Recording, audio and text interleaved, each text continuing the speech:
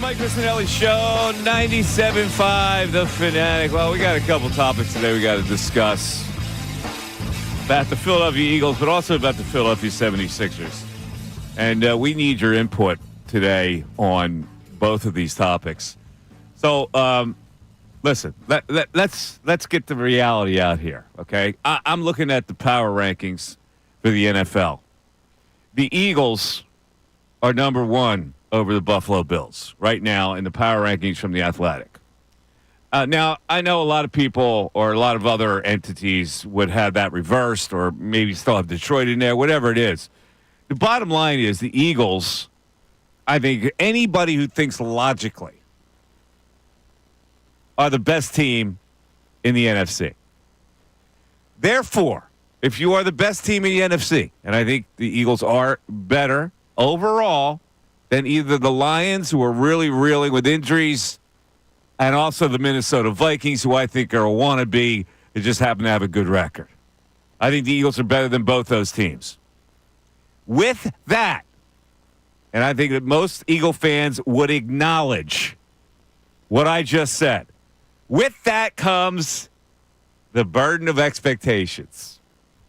And so the question is, now that we think the Eagles should go to the Super Bowl, would it be a massive disappointment if they did not? See, a couple weeks ago there was and I put this out there as well, maybe they don't beat the Lions in Detroit.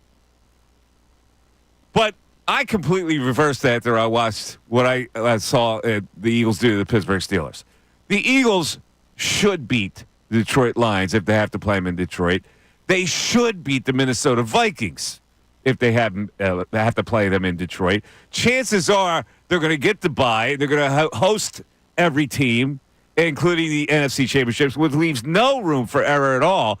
But I don't even think there is room for error now if they have to go somewhere else, because I believe that they will be favored even in that other team's ballpark. Therefore, there is no now room for me to say, well, it's okay if they lost an NFC title game. They can't lose an NFC title game now. Part of the adoration that we have for the Eagles goes to the next step, which is if we have this adoration, how could we not be devastated if they did not go to the Super Bowl? And, in fact, maybe even win the Super Bowl. Now, if they lose the Super Bowl, it's going to be a little less disappointing. But don't they have to get there? What would be the fans' level of disappointment if they did not get there at this point? And by all metrics, they are the best team. And by all national pundits, they are the best team in the NFC. I don't know where that would go. Now, attached to this is a little subtopic.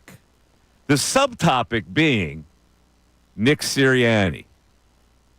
If you look at the Vegas odds, Nick Sirianni is not in the top 5 for Coach of the Year. Is that an outrage? The coaches that are in the running for Coach of the Year include Kevin O'Connell with the Vikings. He's done a good job. Bill's favorite coach, Dan Campbell from the Lions, who now is going to lose a lot of support because they're wilting. Mike Tomlin of the Steelers, really? After what you saw on Sunday and you saw the blunders that he made? Sean Payton, oh, please, too small, that team. And Jim Harbaugh, who just lost another game and has 6 losses. Now, are you telling me that – I can't believe I'm saying this because 4 games into the season, I was calling him a goof. How in the world can you not make the case that he should be the Coach of the Year if the Eagles are the best team in the NFC? This is what we need to decide here. And I want to get people on the record here. A, would you be devastated if they didn't get to the Super Bowl now that the expectations have been ranked up? And B, do you actually believe that Sirianni should be Coach of the Year? And that's going to make a lot of people have to eat crow.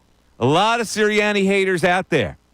There are a lot of people apologize. I don't think you have to apologize for anything. You evaluate a guy at the time. You make a statement at the time. It's a valid statement. You have to apologize for making the statement that was valid at the time. But a lot of people now feel the need to apologize to Sirianni for ripping him. And I know Bill would like people to apologize. But in any event, I need these two questions answered right now. So we will go to our peeps here. Bill Colarulo is here. Ray Dunn is here. Bill, question one. If they don't go to the Super Bowl, would it be a massive disappointment, or just would it be a grimace? Well, I'm still recovering from hearing you say Nick Sirianni should be coach of the year. So I got to gather my thoughts here. I'm so excited. I do everything logically.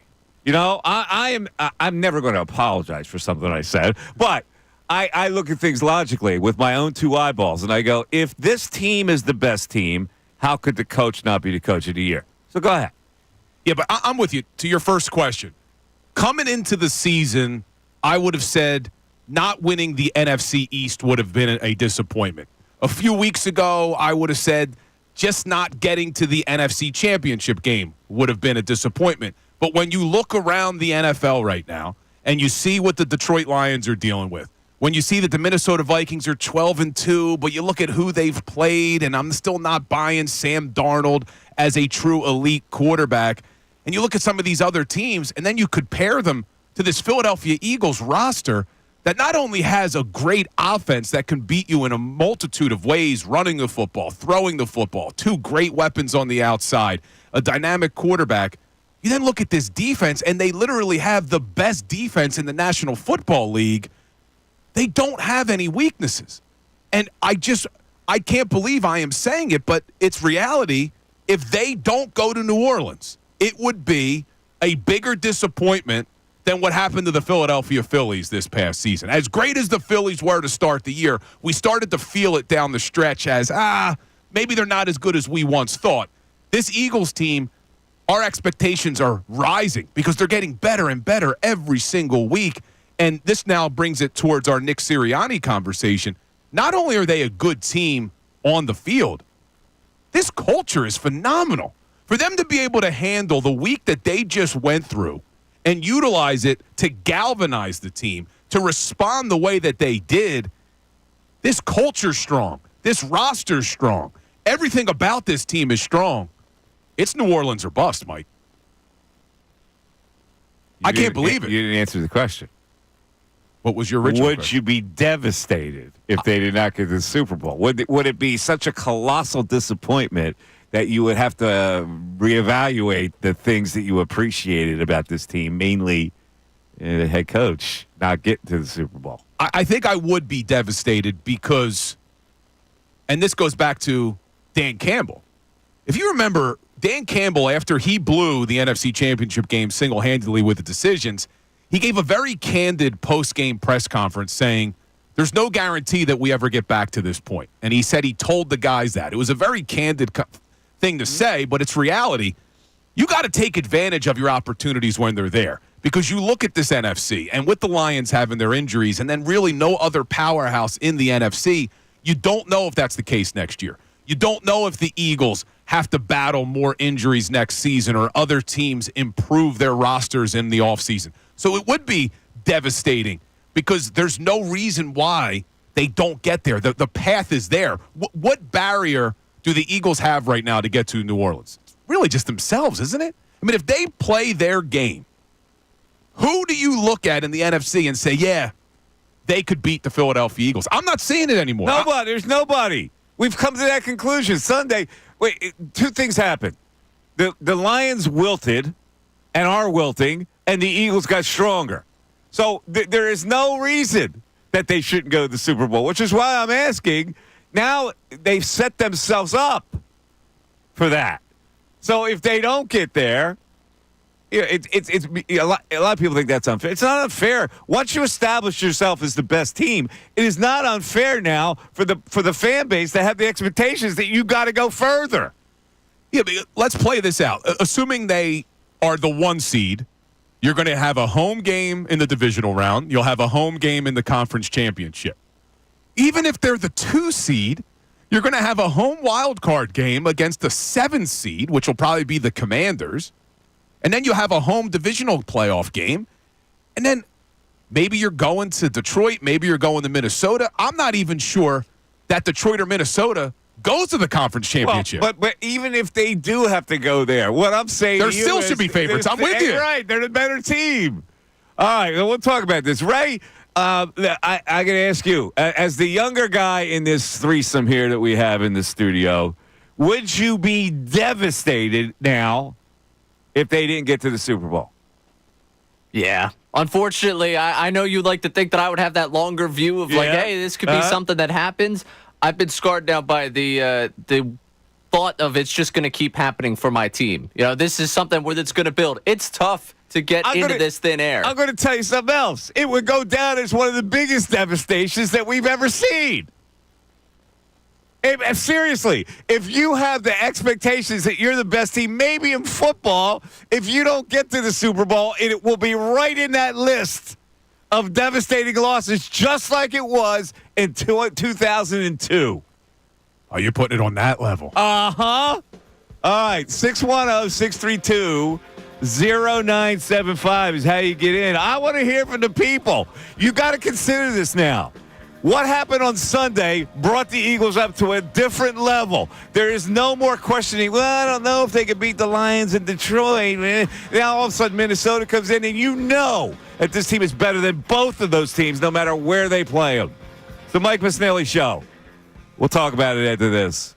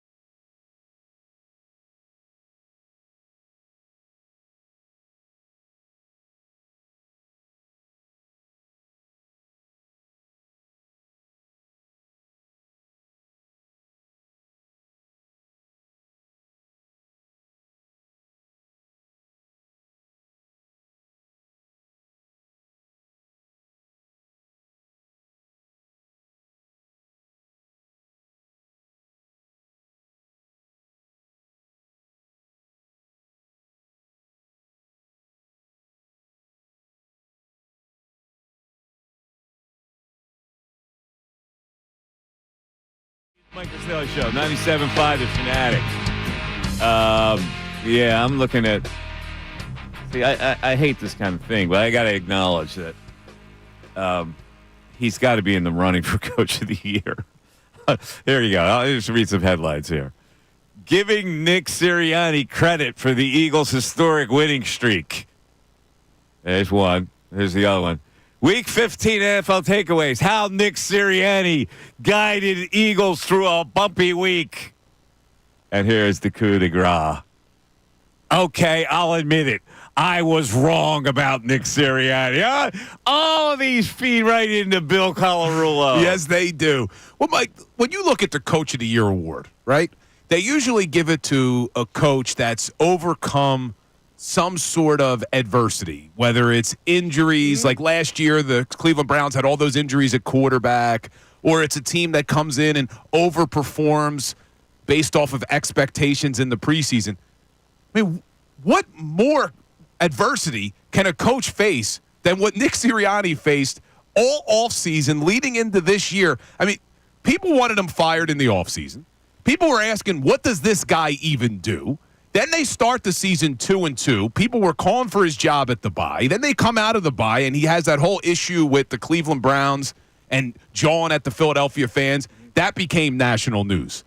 Then they have all those bad decisions against the Jaguars. That became national news. Now they have this past week where AJ and Jalen could be fighting and all that. That becomes national news. And all Nick Sirianni has done in the middle of all of that adversity is set a franchise record with 10 straight wins, a 12-2 football team that we're now saying is Super Bowl or bust.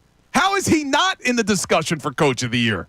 It's unbelievable. Well, here's the way I used to vote for Coach. I used to vote in these things, right? So here's what I would look at. What were the expectations of the team, and did they overachieve, and how did they overachieve? So let me just go down to candidates that are ahead of him. Kevin O'Connell, to me, is the biggest challenge to Nick Sirianni. Minnesota, what were their expectations? So nobody really knew.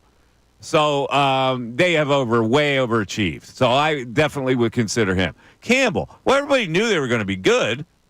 And the fact is they're falling apart now. So that took a little of the starch away from his candidacy. Tomlin, all right, very consistent coach. But that team's not going to win any big prize. So what was so special about his coaching job?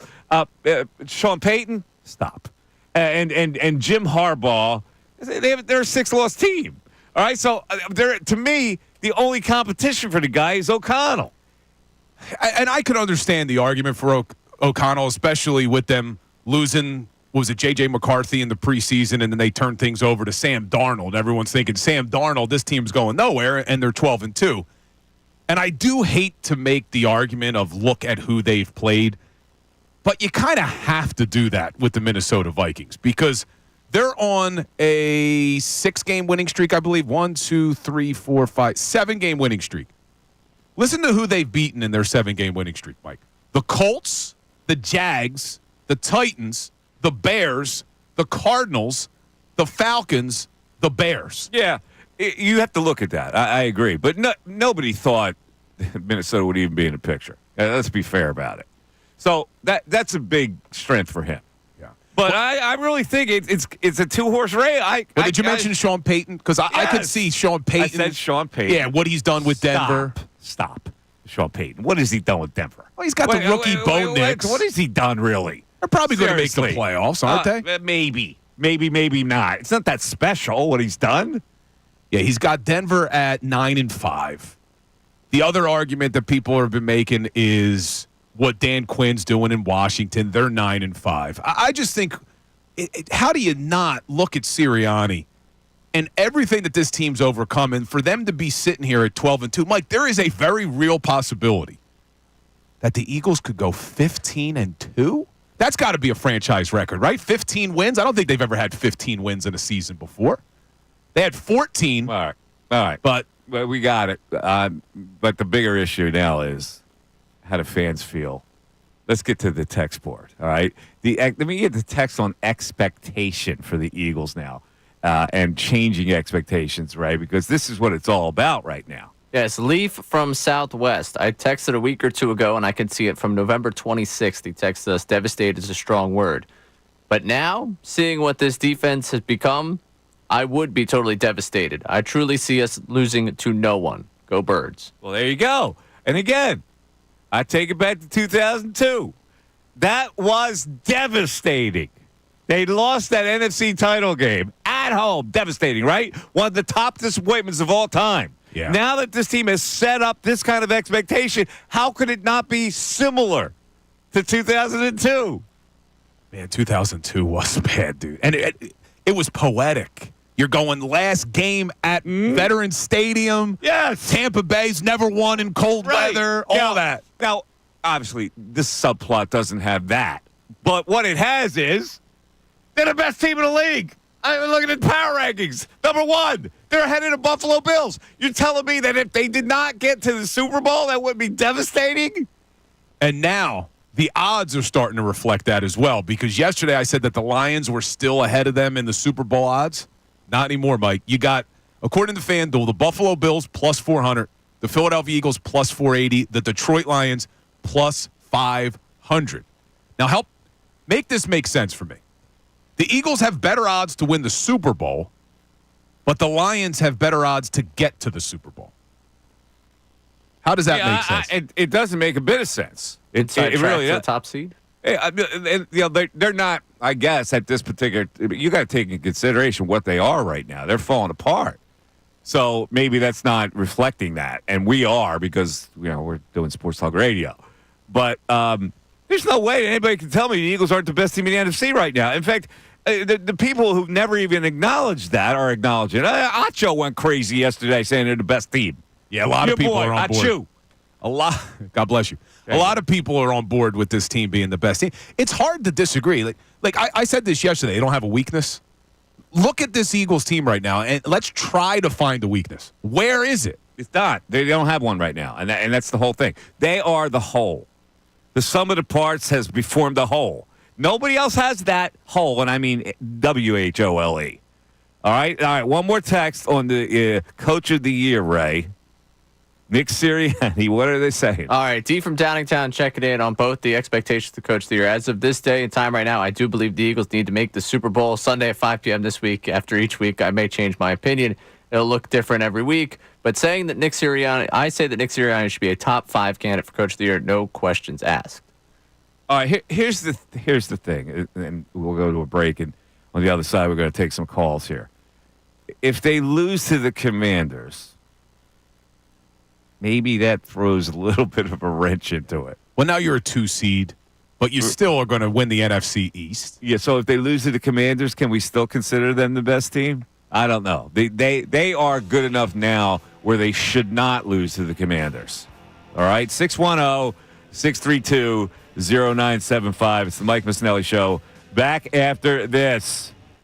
Fanatic Sports Update. Tied for the top spot in the NFC. I'm Ray Dunn. This update is brought to you by Delilah's. Don't miss any of the action on the ice and certainly any of the after parties. Show your ticket at Delilah's for complimentary admission after every home game. Delilah's Gentlemen's Club, always on top. The Eagles are flying high right now, winning 10 in a row, sitting at 12-2. They're tied with the Lions and Vikings for the top spot in the conference, needing both of those teams to lose at least one game, and the Eagles need to win out to get that top seed. The victory over the Steelers on Sunday showcased the passing game, and Jalen Hurts had one of his best games in quite a bit, maybe his best game of the season. Nick Sirianni met with the media yesterday and talked about his quarterback. Jalen's extremely tough, physically, mentally, and again, I thought he played a fantastic game in many ways, was able to run for yards, threw the ball really well against a really good defense. Another week of good football from Jalen Hurts. And now it's time to get ready for this weekend's matchup with the Commanders. Eagles-Commanders, 1 o'clock on Sunday. Last night, the 76ers got back in the win column. They won 121-108 over the Charlotte Hornets. 8th win of the season for the 76ers, 3rd over Charlotte this season.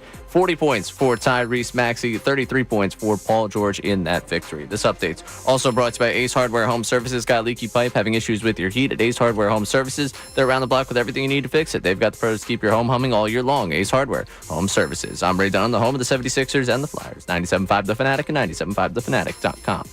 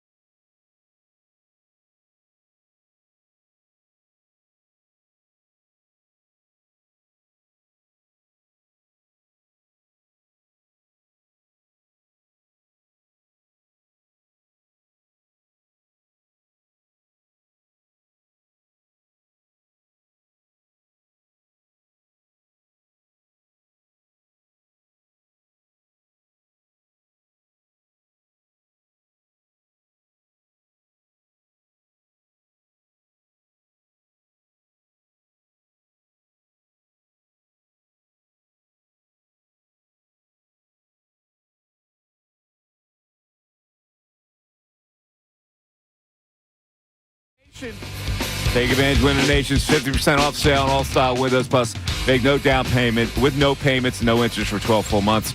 Call 866-90-NATION or visit windownation.com. What is this text board thing here?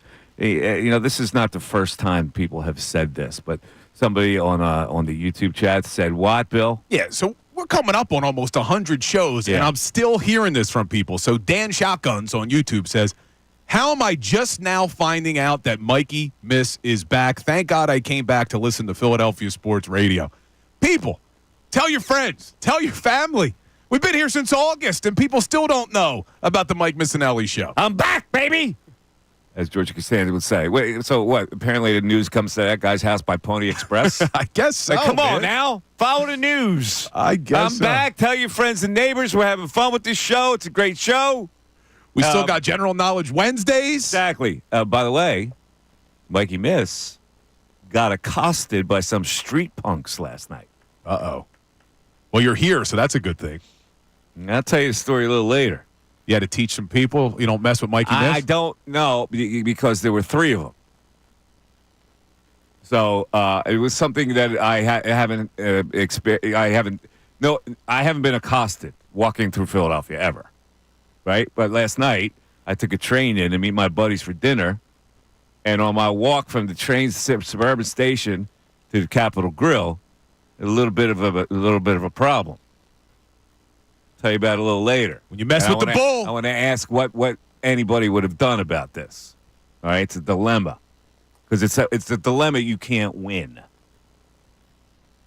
I'm looking forward to All that right. conversation. All right. I don't know where it's going, but 610-632-0975. Let's go to Utah. Our pal Bill out there. What's up? Oh, hold on one second. That was the wrong button. I pushed there. There's Bill. Bill, what's up? Hey, man, how you doing? Good. So, I actually was just back there, man. I just got back there. I just got back home yesterday, man. I was out there for like 10 days, so I loved it, man. I ate my butt off, man. Where in Utah or in Philly? No, I was in South Jersey. Okay. Yeah, my son had AAA hockey games in Swirl, New Jersey. So. over at Hollydale? Yeah. You ate your face off where? At an Olive Garden? No, dude. An Applebee's? A Chili's? I got real food. Where? Oh, you did? Yeah, good. I didn't know real food existed All right, in Jersey. stop. Bill, Mike go ahead. doesn't realize all the good restaurants in Jersey. yeah, He's always okay. taking shots at us. I know. But, hey, listen, so Eagles Super Bowl, yeah, man, I'd be devastated if they don't go. I think this is a good year for it because not only are they just playing good ball, I think they can get better. I mean, and all the other teams, there's nobody really dominating. Everyone's talking about the Lions, and I keep telling everybody, look who the Lions played. They really haven't played. What? How many? Listen, the Lions were really good. Now they're hurt good. now. They are good. But they're hurt. They got 13 guys on injury reserve. I mean, you can't make that up. They deserve the accolades early in the season. They were playing better than anybody in football. But they're all beat up now, so they're not much of a factor anymore. Yeah, and Coach Sirianni, how can he not be Coach of the Year? You talk about obstacles and everything the other coaches go through. You just call him Bill Sirianni? You called him Bill Sirianni, didn't you? Coach. No, Nick. Oh, you called him Nick? I thought you said Bill Sirianni. A lot of people are making that mistake. I don't see how he doesn't win it, man. He deserved it. It's nothing to say, God forbid, they should play a big fat egg, but I don't think they will. I mean, schedule favors us. But, if they get that number one seed, if he doesn't get it, then it's BS, man. I mean, the guy has been trashed on all year long by media and fans. There's no way he should not walk away without Coach of the Year. All right, buddy. You got it, Bill. Hey, have fun in Utah. Beautiful state. Oh, man, Utah's beautiful. It is beautiful. You been there? Yeah. Yeah. I was in Park City. I was in Salt Lake City. Did you ski when you were out there? I didn't. I was there in the summertime. I was speaking at a legal conference, but we rented Oh, it. look at you. Yeah. Speaking at a legal conference in Utah? That's right, man. My prior life. But I rented ATVs. What'd you speak about?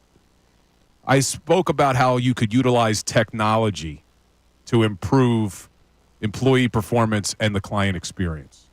I was very big on the client experience. You speak about how if you had a client, you make the client slip and fall. No. And then you got My thing then was you got a liability.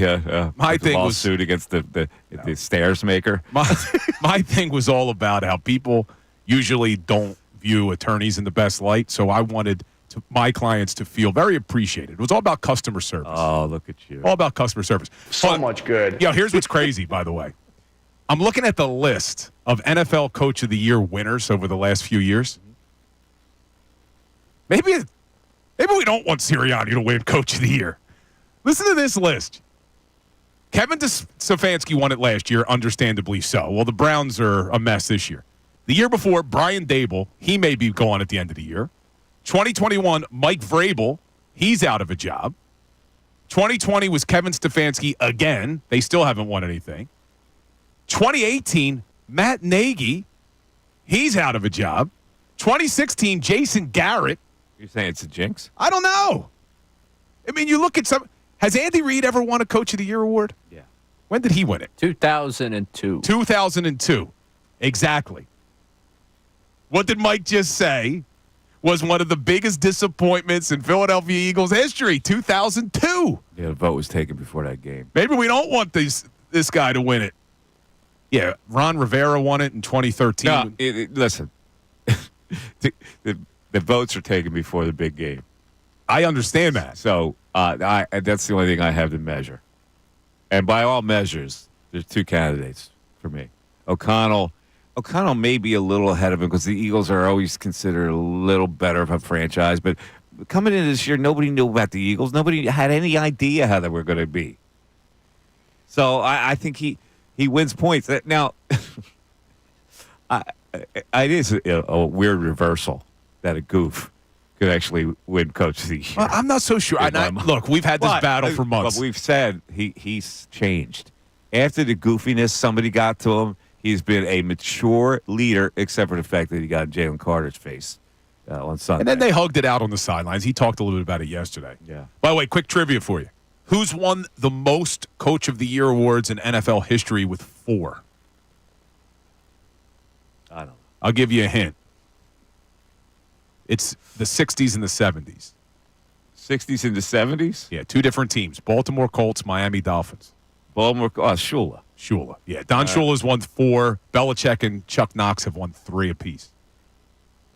Right. But, Mike, when we talk about Sirianni, though, this thing was teetering even when all the people had to say what they said in the offseason, but then this thing comes in. There were still people calling for his job at the bye. All right, enough now. Because you always got to go and milk the cow further. When what this guy overcame. There's no milk left. What he did this milking week. the teat. That's what you do. But you kept saying, and this is what a lot of people kept saying, is the fact that he didn't have an answer for the collapse last season was an indictment on him. All right. I think what he did last week may have been more impressive than how bad last season was. Get your hands off the teat. Let's go to the hands off the teat. Let's go to Ramen in West Philly. Ramen, you're on 97.5 The Fanatic. Yes, how y'all doing? What's up, Ramen?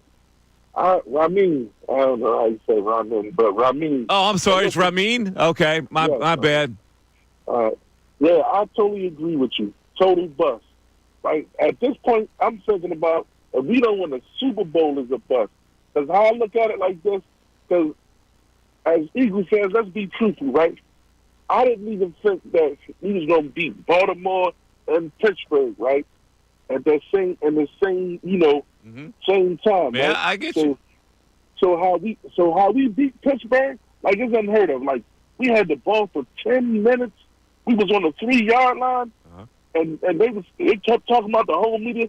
Pittsburgh and them D is this, they defense is that, and we ain't giving the ball back. So I'm looking at it like this. When I look at even Josh Allen, Buffalo, Detroit, they people can score on them. I don't see nobody scoring 2s and 30 somethings on the Eagles defense. I agree. So Ramin, I'm asking you flat out, would it be devastating if they didn't get to the Super Bowl? No, I'm talking about you saying they didn't get to the Super Bowl. It would be devastating if we didn't win it. Well, I don't know about that. See, there's the things that happen in the Super Bowl. Getting there is the big thing, and if they're favored, yeah, I'd be really disappointed. But in that game, who knows what that line's going to be? So if Buffalo is favored a little bit and they lose it, I don't think I'd be as devastated. But them not getting there, dude, come on. No, them not getting there. Listen, I don't want to go through 2002 again. I don't want to listen. Whereas though I can't listen for the whole week, I don't even want to talk to nobody. I don't even want to look at nobody. I don't even want to listen. I'm devastated.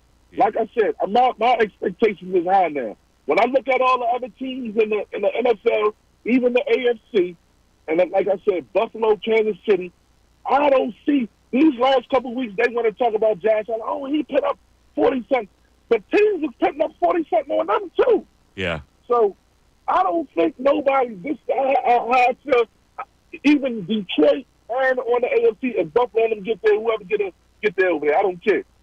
I don't see nobody putting up that many points on us, and I see us beating anybody any which way. If you want to go to the passing game, that's why I'm saying I didn't understand why it was so much a big deal about the passing game, right? Because we've seen Jalen Hurts do this 2 years ago when we went to the Super Bowl. Have we forgot? Listen, man, Ramey's on fire. I get exactly what he's trying to say. Now, listen, if they get to the Super Bowl and they're playing the Bills or the Chiefs, the thing that separates that team from losing is the quarterback making the fluky plays. Both of those guys can make fluky plays that you go, I've played great defense here, and we still lost that play because that guy made some kind of a miracle play. That's what can happen in a Super Bowl. But as far as getting to the Super Bowl, right now, and he's right. Who could score enough points against this defense to actually prevent the Eagles from getting to the Super Bowl? Just think about it. You can't. That's why I think it would be devastating. And it's not because of the offense that all of us expected to be this good. It is because of the defense. But if you look at some of the other NFC challengers, the defenses aren't terrible. Look, the Minnesota Vikings, and I just went through who they've played, so take this with a grain of salt. The Eagles are giving up 17.6 points a game. Mm-hmm. Vikings are only giving up 18. Okay. So that Vikings defense is better than we're probably giving them credit for. The Detroit Lions, even though they're banged up, they're giving up 20 points a game. So I don't see them stopping this Eagles offense, though. The Lions are done.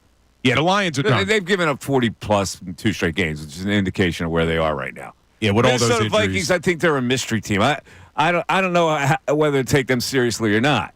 But let's just play it out. Minnesota wins out, and they got a tougher schedule to win out. But if it comes down to them beating Detroit in the last game, they'll get the slot. Okay, so that title game would be indoors. And I just can't see the Eagles are going to lose to that team indoors. Let me throw you another curveball here. And this may get Ray all excited because it includes his favorite player.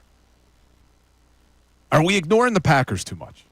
They got a top 10 offense. They have a top 10 defense in both points and yards on both sides of the football. They got Jordan Love. We saw what they did in the playoffs last season. They got a very good coach in Matt LaFleur. Now, granted, they're going to have to go on the road to do it. They would have to come here to Philadelphia. But Green Bay, I mean, they're used to playing in bad weather. Lambeau's not a great place to play. Nah. Are we ignoring the Packers too much? I am. Ray, you're a huge Jordan Love guy. We're ignoring them too much. Of that division right now, Lions don't have health. The Vikings don't have the quarterback to make you believe. Packers have those two things. And the Packers early this season didn't have the health of their quarterback. That's part of the reason why they were set back record-wise. I don't know if the Packers have enough offensively. Do they? They don't have the big-name wide receivers, but they got a lot of young talent on the outside. Christian Watson's pretty good. Romeo Dobbs. Listen, I don't think they're... They got Josh Jacobs at running back. You actually think that they're as good as the Eagles? I don't think they're as good as the Eagles. No. I think the Eagles would be favored in that game, but the Packers aren't a bad football team. If they're favored in the game, that goes back to the devastation factor. If they lose to the Packers at home, it would be 100 times more devastating. Yeah, I'm looking at who the Packers have lost to this year. Imagine losing to cold weather day at Lincoln Financial Field. Here come the Packers, and you lose to them to prevent you from getting to the Super Bowl? You got to be kidding me, dude. I'm looking at this schedule for the Packers, too. They haven't really beaten anybody that great either. since their bye week, they're 4-1. They beat the Bears, the Niners, the Dolphins. I think their overall strength is the Eagles have taken care of the Ravens and the Steelers, two really good tests. They swept the AFC North. That is impressive in of itself. They're a powerful team right now, and nobody can deny it. I'm not going to all of a sudden allow for a lesser Packers team to come here and win. That doesn't scare me at all. You're right. I think I'm making your argument for you. You look around the NFC, it would be a devastating end if they don't go to the How much Super would the Eagles be favored? NFC title game here against the Packers. At least 4.5. I was going to say 4. Yeah, you're probably right. Maybe. I mean, they were just 5.5-point favorites over the Steelers at home. Right. You're going to lose to the Packers with a 4.5, 5-point favorite? Come on. Oh, my God. It's Super Bowl or bust, Ray. Let's go to Ish and Levittown. We're there. Ish, you're on 97.5 The Fanatic. Ish. Yo, Ish. Hello? Hello, Ish. Yeah, sorry. Ish, yeah, let me ask you a question, Ish. Hello. This happens all the time. Sorry. What are you doing? He told What us are he you works on doing? the docks. You're on hold. Then we come. Let's go to Ish. What are you doing? What message do you not get? I'm sorry. Yeah, and Ish, you have free reign today. I told Ray he's not allowed to zap you today. Ish, go ahead with your call. Go. Hello. Yeah. See, this is annoying. Oh, he had to put Ish on hold. This is annoying. He's on hold now. Is this a joke call? I think he's working. Well, guess what? So are we. When you get a break, and you can call. I got to put up with your nonsense. Talking to somebody on the dock, you don't know when we're coming to you. What is this, amateur hour? It was Frank Sabatka he's talking to. By the way, Come on, man. I got to give a shout out to my wife's in the YouTube chat. 36 weeks pregnant today, Mike. We are a month away. Congratulations. 36. 36 weeks. Ray's going to be the godfather, I think. Are you required to always mention that your wife's in the chat? Is No. that like part when they at the Colorado home and they? You better mention me in the chat. No, she doesn't care. It's about any of that. just a way for you to brown nose. No, it's just The way to be lovey-dovey. It was in his vows. it's just a nice thing. Was that to in do. the vows? It was in the vows. Have you noticed this, Ray? I've noticed. We did write our own vows. I did have to do my own vows, but that didn't include it. I'm saying hello. Not a big deal. I vow to constantly bring you up when you're in the chat. Mention that you're the most beautiful woman in the chat. If you don't mention her and you get home, you didn't mention me today. No, That's what it it's is. not like that. No, especially not with that accent. All right, man. Now she's gonna be mad at you. Yeah, before we get him in trouble. I just want to say hello to my lovely wife. She's on the chat. 610-632-0975. Mike Missanelli Show continues. Fanatic Sports Update. Time for the top spot in the NFC. I'm Ray Dunn. This update is brought to you by PayPal. Get exclusive cashback offers in the app and with a PayPal debit card. Stack 5% more in your chosen monthly category and up to $1,000 in purchases. Don't just pay. PayPal. The Eagles flying high right now, winning 10 in a row, sitting at 12-2 on the season. They're tied with the Lions and the Vikings for the top spot in the conference, needing both of those teams to lose at least one game, and then the Birds need to win out to get that top seed. The victory over the Steelers on Sunday showcased the passing game. Jalen Hurts played potentially his best game of the season. Nick Sirianni met with the media on Monday, talked about his quarterback's performance. Jalen's extremely tough physically, mentally, and again, I thought he played a fantastic game in many ways, was able to run for yards, threw the ball really well against a really good defense. Another week of good football from Jalen Hurts. Now the focus turns to the Commanders as the Eagles go down to Atlanta on Sunday for a 1 o'clock kickoff. Elsewhere, 76ers won 21-108 over the Hornets last night. 8th win of the season for the Sixers. Their 3rd win against the Hornets so far this season. They'll be back in action against them on Friday night. Maxey had 40 in the win last night. Paul George adding 33 in that one as well. I'm Ray Dunn, the home, the 76ers and the Flyers. 97.5 The Fanatic and 97.5thefanatic.com.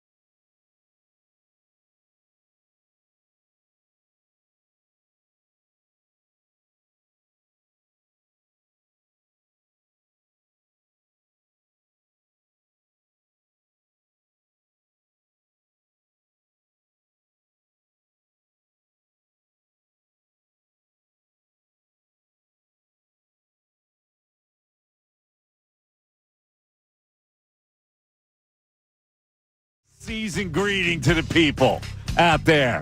I'm hoping your new beginnings go as well as Saquon Barkley's did.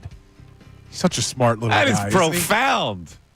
It's a nice play on the new beginnings for Saquon. And I want to wish my friend Bill's wife, Bridget, a happy holiday. That was cut. It was too long. He had put that one in there. I figured Bill would work it in at some point during the show. It's the Mike Missanelli Show on 97.5 The Fanatic. The 11 o'clock hour is brought to you by Grungo Law, your law firm when you need help because of an injury. Pray for peace, prepare for trial at grungolaw.com. All right, so in the first hour, we talked about the devastation that would fall on this sports fan base if the Eagles now didn't get to the Super Bowl, because that's the expectation that's been set up. I hate to break it to you. Once you rise to a certain level of expectation, the expectation now has to be followed through. Now, I don't expect them, like it wouldn't devastate me if they got to the Super Bowl and lost the Super Bowl, because at that point it's a reevaluation, and I wouldn't know who the better team is. But I know who the better team is now in the NFC. And if you're the better team in the NFC, if you're the best team in the NFC, how could it not be a devastation if you didn't get to the Super Bowl? All right, that's just logic. All right, and we're talking about Sirianni's candidacy for Coach of the Year. I believe there's only one other candidate that maybe would deserve it more than him, and that's the guy in Minnesota. But let's move on here now. We haven't talked about Jalen Hurts. And Jalen Hurts won over a lot of people with his performance on Sunday after a lackluster day, and he was a little smug about it. I mean, let's face it. By the way, the bling that he had. See, that's the kind of bling I would wear. Like, if I was interested in old white man bling, that's the kind of thing I would go with. That was sweet. What did it say? It was just a square of diamonds. I think it said something. It did? I just thought it was a rectangle of diamonds around a diamond chain. It was nice. I think you could pull that off. Yeah, that's about all I could pull. I couldn't pull off anything more garish. Yeah, I could pull off something smaller than that, right? But that's where I would go. It's not, it makes a statement, but it's not like over the top. It's just a rectangle of diamonds. It does say something on it. I'm zoomed in. It says one, but then next to it says something of one. Wow, it's his number. Something of one. I can't read it. Breed of one. Breed of one. Breed of one. Oh, it says something? Yeah. Yeah, I thought it was just straight. I would go straight. I wouldn't say anything on mine. I think it should be Mikey Miss. Nah, I know. No, I'm not that type of guy. Mikey Miss I would go just diamonds. Just get some but anyway, CZs. Speaking of that, his look is sharp. Let's face it. The clothing that he wears when he walks in, he's a stylish man, handsome, stylish man. Now, he's a little strange, but that's beside the point. The look, he's like that's the funny thing that makes me chuckle. He looks like a model, and if you see print model ads, the model always looks weird. And he has that same kind of look about him, right? But Dominique Foxworthy is hating on Jalen Hurts. Dominique Foxworthy doesn't think he's that great. And Dominique Foxworthy explains it in a different way.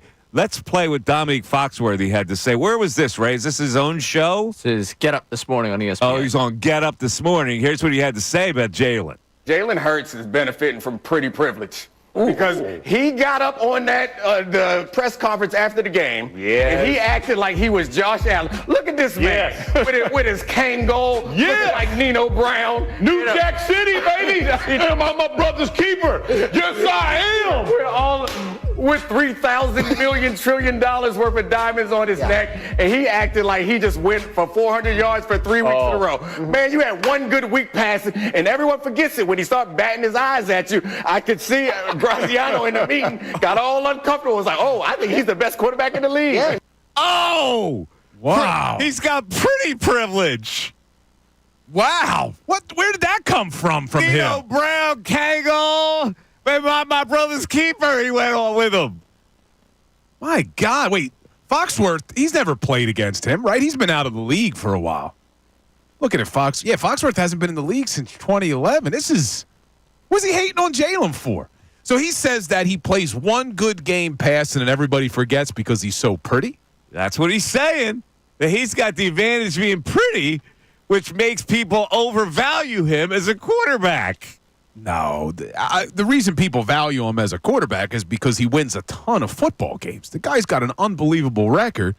And look, I know that I was a part of the contingent of people maybe overreacting to how bad Hurts played against the Panthers.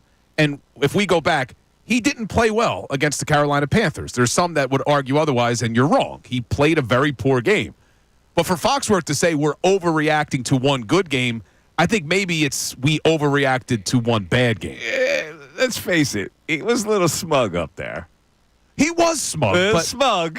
Yeah, well, when he sits down and says, that's what y'all wanted to see, huh? Like, yeah, that was... Yeah, that's smugness. That was smugness, but I don't think pretty Tangle, bling. You're not buying the pretty privilege, though. Said, well, I didn't say it. Dominic Foxworth said it. I just got a text. Apparently, Dominic Foxworth is Dak Prescott's cousin. That doesn't matter. Maybe he's a little biased. Maybe he's a little biased. Dak Prescott stinks. I don't know. There's no comparison there. He's genuinely said that he's getting value because he's got pretty privilege. I'm not buying that. You might not buy it. That's what Foxworth said. Look, so he thinks that sports analysts, are overreacting because he wore a Kangol hat? I mean, come on. You heard what he said? You're not buying that, right? You don't have to agree with it. Let me ask you. What? You were singing Jalen's praises yesterday. I was singing Jalen's praises yesterday. Is it because he came to the press conference wearing bling? Did that change your opinion of Jalen Hurts? I don't even know. Did you watch it or we just listened to it? You may have just listened to it. No. I saw it. Did that change your opinion of him? I like the bling. That's all. I like a stylish guy. Like, I admire the style. Now, did it make me think he's got pretty privilege? No. Did I think he was a little smug? Yeah. He was definitely smug. Yeah, he's very smug. But he had a great game. So, but if Foxworth is saying, well, you can't act like you had all these great games because, in fact, it was only one game. Now, he's saying, Foxworth is saying, you were too smug for the situation. Because you only had the one game. You can't be smug at the one game. You can be smug if you're Josh Allen. So that's what y'all wanted to see, huh? You see, I kind of liked it. I mean, even though he's basically saying bleep you to me and everybody else exactly in question what he's doing. Yeah, I'm okay with it because I love that this team is like angry. I kind of like this mentality of us against the world, and we're going to just all we need. Remember when they won in 2017? We all we got, we all we need. That's the kind of mentality they kind of have right now, and I'm all for it, man. If you got to use the media or whoever to change the narrative about the drama that you created, I am all for it. Use us, blame us, do whatever the hell you got to do. Just win a damn Super Bowl, and everybody will be happy. Pretty privilege. That's an interesting concept. All right, let's go to Ish. I have that a little bit. I have that a little bit. Ish, are you ready? Yeah, I'm sorry about that. Okay, all right. Let's just be a lesson to you, man. You know, if you're on the dock and you're working, then wait for your break. All right, go ahead. Luca Brasa came and he had to get the mattresses. Sorry about that. Yeah, Luca didn't get the mattresses, bro. It was Paulie and Clemenza. Come on, get the reference right. All right, my bad. Go ahead. But I don't agree. It's two things. I don't agree with Dominique Foxworth. Dominique played for 7 years in the NFL, and Jalen was a way better player than him. I don't think because he wore a Kangol hat and jewelry that we're saying, oh, yeah, he has pretty privilege. That makes no sense at all. Made sense to Dominique Foxworth. Yeah, I don't really listen to Dominique Foxworth like that. They're all dramatic when we get up. Okay. But the second point is, well, two more points, is I still feel like the people of Philadelphia don't. I agree with Bill. Like, Nick Sirianni, he deserves to be Coach of the Year. Hell yeah. He's had a great year. Yeah, he's had a good year, and he's 11-2, and he deserves to win Coach of the Year. Why wouldn't you give it to him? And then you say Kevin O'Connell. Mike, I'm starting to think you don't like Nick Sirianni. I don't know. I don't know what it is. I don't know. What the hell's wrong with you? I'm the one who put him. He wasn't even listed in the top 5 in Vegas. I'm the one who stuck him back in there. Hold on. I have a bigger problem with this saying he's starting to think you don't like Sirianni. You didn't like Sirianni a couple of weeks ago. He was a goof. You're coming around on him. I said my eyes are wide open. I'm the one that brought this topic up today, Ish. You're spending too much Okay, time all on right. the docks, man. I'm sorry, and one more thing. You got those hooks? You wearing those Yeah, hooks to get the No. the bales of hay? Yeah. Yeah, well, we just got a shipment of well meat. So, but hello. Yeah, well, you're still here, Ish. What do you got? You want to I'm ask Ray sorry. something? Well, one more thing. Yeah, I want to give praise to Ray. Ray, you did a good job on Saturday. I like listening to you Sunday night, Ray. This feels like a trap, but I appreciate it. That night you went into the station, right? Did you wear your bungalow and your gloves? Because it was cold outside of your little Your street. bungalow. That's also a bungalow, brother. He's trying. He's trying. Did you wear your bungalow? Oh, man. He's trying. Look, I have people who are sending me, DMs and stuff on social saying, stop picking on Ray. I don't think I pick on Ray. Yeah, you do. You do. But it's all in good fun. It is all in good You fun. picking on Ray is actually a funny moment for me. It amuses me. So it's all for Mike's enjoyment, Ray. That's all it is. I'm funny how? I mean, funny like I'm a clown. I amuse you. I will say, Ray's getting a pass here because I'm coming at you for wanting Sirianni fired before the season. Ray was right there with you. Ray was never a Sirianni guy. I never at any point said he should be fired. I would say no. I thought they shouldn't have brought him back. Why? Well, that would have been a Why firing. do you misinterpret? Wait. No, Not bringing him back is said firing him. Once they brought him back, I was eyes wide open. I would reevaluate with my Google eyes, my Google emoji. All right, will you at least say they made the right decision in bringing him back? No. Come on, man. They're 12-2. They're 12-2. We're saying Super Bowl or bust. They lose that last game? They lose the game that prevents them from going to the Super Bowl? What are we doing? We praising them? Look at you, lying and wait. 610-632-0975. My eyes embrace it all, Bill, not just temporarily. Back after this. Now, the top sports.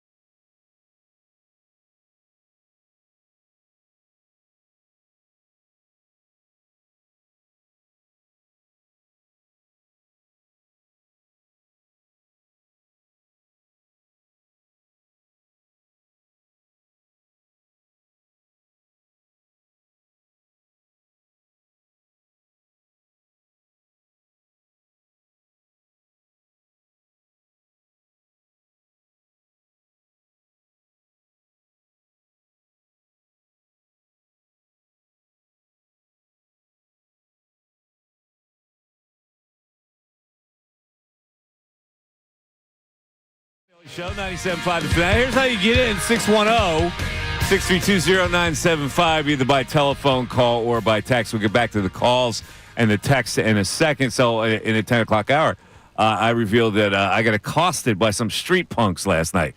And I'm curious to know what people would have done in this situation. So I took the train in. I'm meeting my mates for a little dinner at the Capitol Grill. So I get off a suburban station. And I got to walk several blocks to get to the Capitol Grill, which is on Broad Street. So I'm walking on 16th Street. I'm running down. A group of 3 young punks are running down the street, splashing people with their bottle of Gatorade. Just random people. Just random people. Now, I'm not even paying attention. I'm looking like I'm at my phone, and I look up and I see these kids with the bottle of Gatorade, and they rush up on me and they flip the Gatorade at me. What color? What color Gatorade? It was blue. Blue Gatorade. And you're on your way to dinner. You're looking good. Yeah, and I had a coat on. So it just kind of flashed me a little bit on my right arm.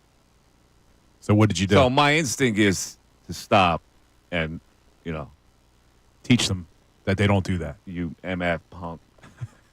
Wait, how old? We don't know how old the kids are? They look like they would be about 14, 15. So they square up. Oh. All 3 of them get into a fighting stance. So I reach into my pocket, Bill, and you can see I got this little star thing here, which is really it's an all-purpose thing to loosen bolts, but it's got some points on it. And so, like, I go to my pocket and I grip it with my right hand in case something's going to go down here. And now I start to think about it. These kids have a gun. Yeah, that's a scary thing. And if I grab one of them, the other 2 are going to, I'm going to lose that battle with the other 2. So they keep coming up on me like faking punches and the whole bit. I'm just standing my ground here. And I'm going, and then I'm processing because I want to beat the living F out of these kids. I really do at that point. But and now I go, well, the wiser thing is to just maybe don't do anything, just eyeball them, and maybe they just go away. That was probably the smarter thing to do. Yeah. Because you just don't know. I mean, unfortunately, there was just that shooting at the Christmas Village. Yeah. You just don't know. Yeah, it was a bad climate in the city over the last several days. And that just never happened to me ever.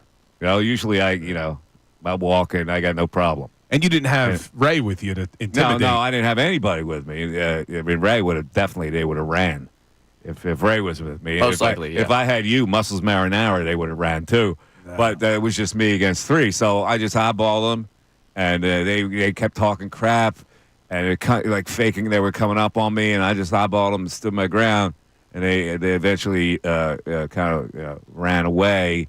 And then one kid rushed up and he tried to throw Gatorade on me again, and he ran away.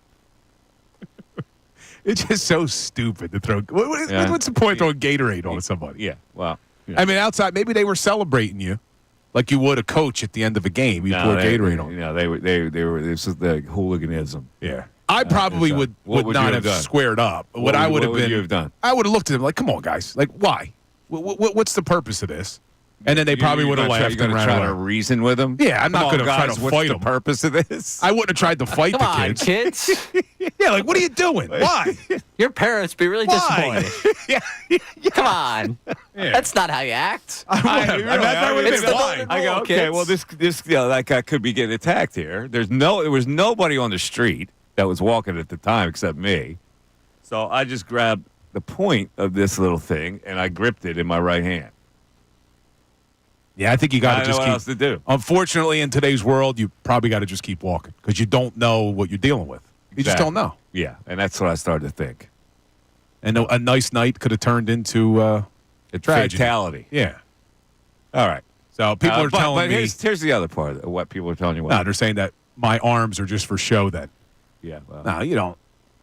See, I've said this before. When you're lying, you don't have to tell people you're lying. And you just tried to tell us you're lying. Yeah. Now here's the other part of the story. I took the train thinking, from where I am. I live around here, so it's literally 3 stops to get into the city. I used to take the train a lot. When I was commuting in New York, I would take the local into 30th Street and take the Metro liner up to New York. Yeah. I never remember the price of the train being this high. Oh, it was pricey to come down? Now, how much do you think? Like 3. First of all, it's only one price. Like, don't you think the price should be lower if you get on with only a couple stops left? Should the price not be lower?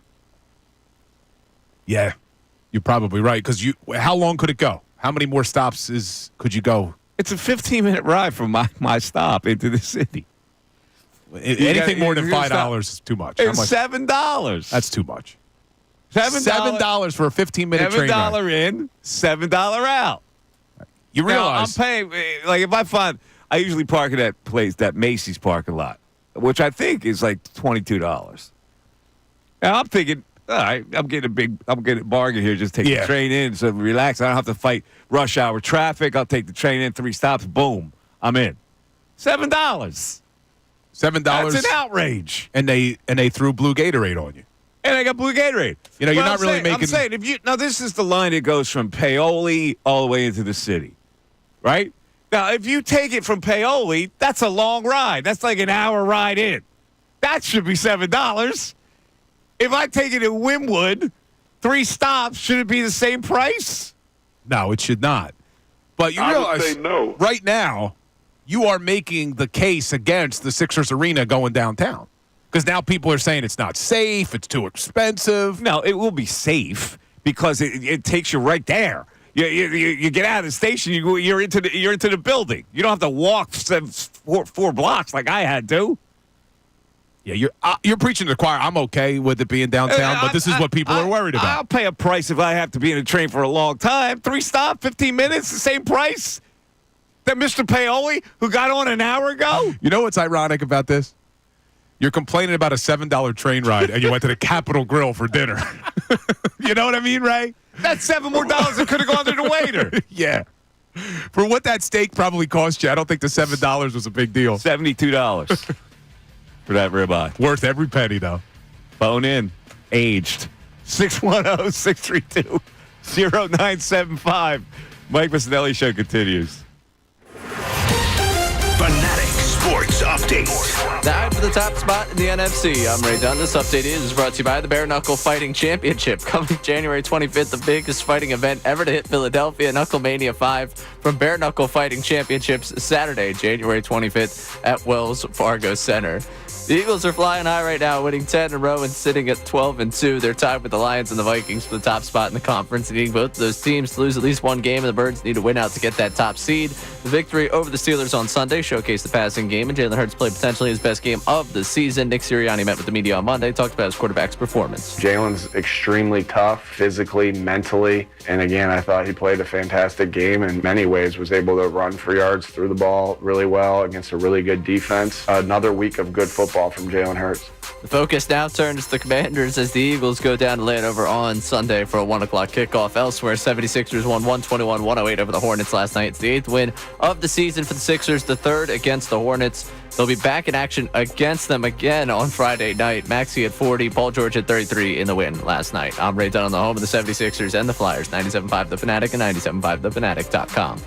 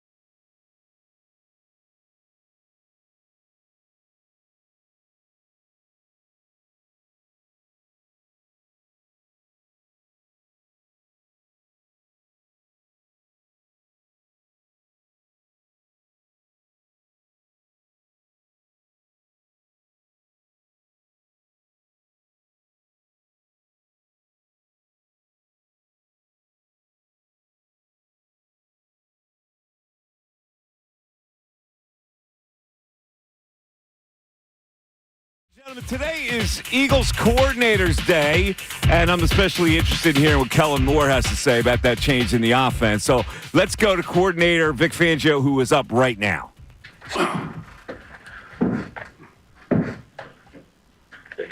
Who's up? Hey, we've seen Slay this year come off the field so many games, banged up, go to the blue tent, and then come back out and play. What have you seen from him as far as that resilience, that desire to get back out there and play well? Yeah, I think he definitely has all of that. I think he's having fun. I think he's enjoying playing. You know, for a guy that's, I don't know, what's he, 12-year veteran? And he's itching to get back out there. You know, I just think that speaks volume for him, and I think most of our team's that way. What have you made of the job Bobby King has done with the inside backers this year, and what have you seen from him behind the scenes to lead to the success? Yeah, he's done a great job with those guys, you know, with Jacoby and Zach, and even getting our backups ready if they have to be called upon to play. And I think Bobby has done a great job with them. He's a good teacher, emphasizes the right things, very coachable in regards to, you know, learning a new system and the nuances that go with it. You know, so from day one, he's been great. Did you know a lot about him before he got? No, did not. Well, what did you had you heard anything, and like what did you kind of see from him early on? Well, I just, you know, a couple guys that I trust recommended him to me, and we hired him. But Nolan Smith, he seemed to have a really active game, a lot of energy. Anything about his game surprise you at this point? No, he's done a good job of improving each and every day. You know, maybe not each and every day, but each and every week from the start of OTAs through training camp, and he's really taken it and put it on himself to improve and learn his position, learn the techniques of his positions, learn the ins and outs of his position that can help him make a play or two. And as we know, he's got good speed. He's a good athlete. And he's been able to amp up his physicalness to,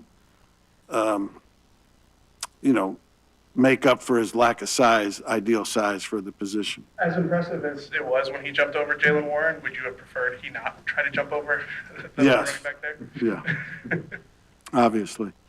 With Nolan, how unusual is it to see an edge that size be as physical as him, as you know, embrace playing the run and that kind of thing? It's unusual in today's day. But again, like you said, I think you used the right word. You said embrace it. You know, you got to embrace the challenges of your position. Everybody does, where they might be a little deficient, either from a size or a movement standpoint, and learn to work with it. And he's done that. He's been the guy to take the biggest jump in snaps after BG's injury. Why was that? Well, he was the next up. You know, it was Sweat, BG, and him.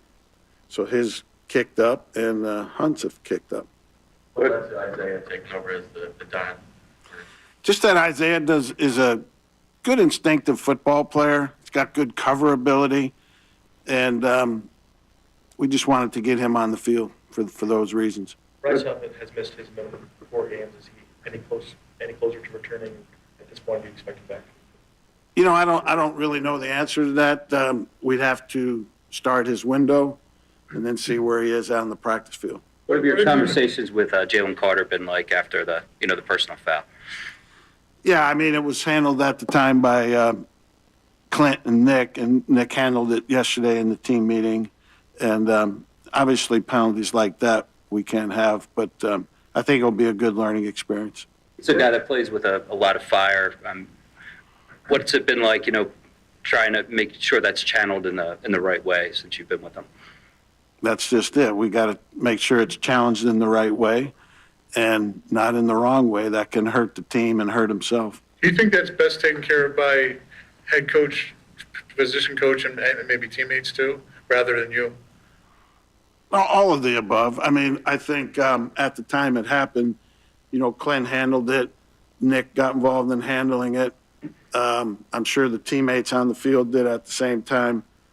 So, I think it came from all avenues. If I could go back to the edge rushers, obviously since BG and Huff went down, you've been using a 3-man rotation, mostly and everything. I know you said once that you've done it for a whole year in San Francisco, but how have you found that it's working with these 3 guys and kind of, is that something you can continue, going forward into the playoffs if Bryce doesn't come back soon? Yes, we definitely can. It can be done. I've seen it done personally. There's no reason why you can't.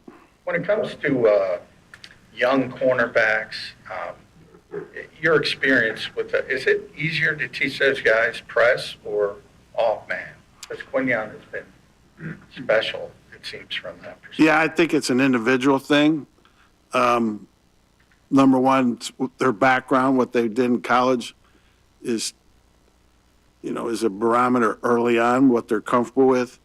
And then some guys find out that they're comfortable doing it the other way more than not, even though they did it one way in college. It's a learning experience. They got to learn the techniques of what they haven't done before they got here. And then you find guys, they like it, and I think the ability to mix it is a good thing. You had to identify what the strength of this defense is, what kind of makes it exceptional. What would you say it is? You're always good for these philosophical questions.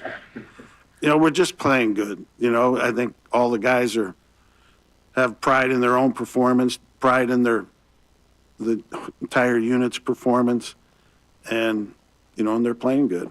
Is there anything beyond the obvious that goes into good red zone defense? Not really. I mean, it's not good when you're in the red zone. That's a problem. But, it is a problem for the offense, too, in that the field is shortened and the end line becomes the 12th defender, so it's harder for them down there, too. I think you just have to get comfortable playing in the red zone and how the game changes there. When you see Cooper lose a fumble, do you worry at all that, and how closely did you watch whether it was going to impact him defensively? Because obviously you got to go right back and immediately play defense. Yeah, I wasn't worried about that with him. He's a very mature rookie. I think he does a good job in keeping things in perspective and moving on to the next play. When you play a team like Washington that you played recently, do you have to change things up and try to confuse Jaden Daniels? Not really. I mean, we need to do what we do best and continue to do that. Obviously, you could play him a little bit different here and there, but if you overdo that, then you're putting your players in uncomfortable positions. With the penalty on Reed, obviously it's a kind of a tricky situation. Is there anything you'd coach him to do differently? No, I didn't think that was a good call. It was a very late slide. I didn't see vicious contact. I just didn't see that. But again, it's up to the officials on the field. Couple more. What goes through your mind during a 10.5 possession for the offense at the end of the game as you're kind of watching on there? I had my pom-poms out and was cheering them on and kept saying one more first down, and they kept getting it. And it was really a great job by them. What was the key in responding early in the game with this short fields in particular? You just got to go out and play. We have no control on how we go on the field, where the ball is, but we can control how we get off the field. So we just have to go and accept the situation and play football. And that's it. All right. Thanks, everyone. Thank you. All righty. So that was Philadelphia Eagles defensive coordinator Vic Fangio. Ray, the defensive coordinator for the #1 defense in the National Football League in terms of yards per game against, points per game against. They got the best passing defense. They're now #2 on third down, #4 in the red zone. I am still shocked. I was excited when they hired Vic Fangio, but I never anticipated this defense to be as good as they are. So, Mike, Fangio just finished up. We're waiting to see if it's going to be Michael Clay or Kellen Moore. If it's Michael Clay, obviously, we'll not listen. At least they're trying to throw a curveball. Like, nobody cares what Michael Clay has to say. All due respect, right? All due respect. But they'll throw the curveball in every now and then instead of going with the two main coordinators. So we're just in a holding pattern here. Vic Fangio is a very interesting guy. He doesn't get like overly descriptive about stuff. But you're right. Now, we looked at this defense early on this season, and it was struggling, and it didn't look like it was coming together. But he's one of these guys that I guess is a good blender. And he just needs a little time to blend what he wants to do, and he certainly has done that. And he's incorporated new guys in very well. He has, but I think you also have to have the right team makeup for Fangio to work as well as he's working this year. Because last year in Miami, they couldn't stand him. I mean, they celebrated when he came here. You're right, but that's okay because he needs players with a certain mentality to buy in with what he's trying to do. Like the guy from Tampa Bay, right away he knew he wasn't going to blend. Who was that? Devin White. Oh, yeah, exactly. And so, he looks for guys that could be receptive to what I want to do. And the type of guys that are receptive to what he wants to do, I think, are the type of guys that you want on your football team, that don't mind hard work, that don't mind being told when they do things wrong. And we knew he was going to be a good teacher. When you got 30 years of experience coming in here, yeah, the fact that he's got all these younger guys playing well. I was looking at the numbers, Mike. I mean, just look at some of these things. Last year, they were 30th in the NFL, giving up 25 points a game. They're giving up 17 points a game now, number one. They were giving up 253 passing yards a game, which was second worst in the league. They're only giving up 173. I mean, how do you make that much of a change from one year to the next? You know what I think he also does? He leaves guys like Jalen Carter alone. Like, he doesn't want to mess with him because he knows that guy's got a temperament, and if I mess with him, I may lose him. So he lets the position coaches do that. He does. He does. For the tackles. Now he'll have a little more influence on the ends because the ends have to listen to him. You know, a guy like Jalen Carter doesn't want to listen to anybody because he's been such a dominant player. Like, what's this guy going to tell me? And I think he reads that. Yeah, he was asked about the Carter thing. Yeah. He said Clint took care of it, Nick took care of it. Yeah. So he, Now, here's my influence. Guys like N'Kobe Dean, Bond, Jalix Hunt. This is where I go. I'll tell you, Cooper DeJean. You know what I found interesting, though, is you talk about the position coaches. That he didn't really know Bobby King when they hired him as the linebacker coach. I'm surprised at that because Fangio not only has been a coach for 30 years, he coached linebackers for a decade. Yeah. So for him to just trust someone else who told him, "No, this guy's pretty good." But I think it was more than that. I think that's a Howie thing. But that Howie got some surprises reports on that guy. Hey, Vic, and he influenced them. And then he checked around. Okay, I'll give it a shot. It does surprise me, though, that Fangio, like I would get that if it was on the offensive side of the football. I thought Fangio would be like, no, I'm bringing in my guys. But, hey, to their credit, it's working. Yeah, so the special teams guy is in front of the media. What? Seriously, is it necessary? The thing is, I don't. The Eagles are really good at trying to provide beat writers with stories. Like, really, when you think about it, it's nice to hear Fangio and Kellen Moore, but there's really not a story. But those guys have to file a story. So they do it for those guys that have to file a story every day on the Eagles. Now, what do you make? You're assigned to write a story on what Fangio just said. What's your story? I don't know. What's your story? I guess you're going to go with... it's like you got to turn something. This is why people disrespect the media. So media people have to turn something into a story today by hearing Vic Fangio and Kellen Moore. Neither of them give you a story. No, they don't give you much. I mean, I guess you could talk about... nice headline. Vic Fangio had his pom-poms out during the 10-minute drive at the end of the game. And then write all about that. And then Michael Clay. Like, why? What story could you possibly write about what Michael Clay has to say? Is Jake Elliott all right? Yep. All right. Well, seems that the special teams coordinator hasn't lost any faith in his kicker.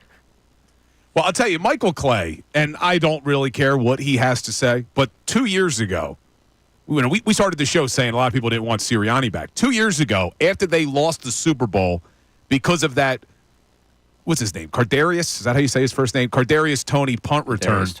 And they had one of the worst special teams units in the league. In 2022, we were all worried that special teams was going to come back to haunt them in a bad moment, and it did. I was shocked they brought Michael Clay back, but now 2 years in a row, you don't really worry about the special teams. Special teams has been pretty good. Again, I'm going to give you an all due respect. All due respect. Hey, it's a three-phase game, Mike.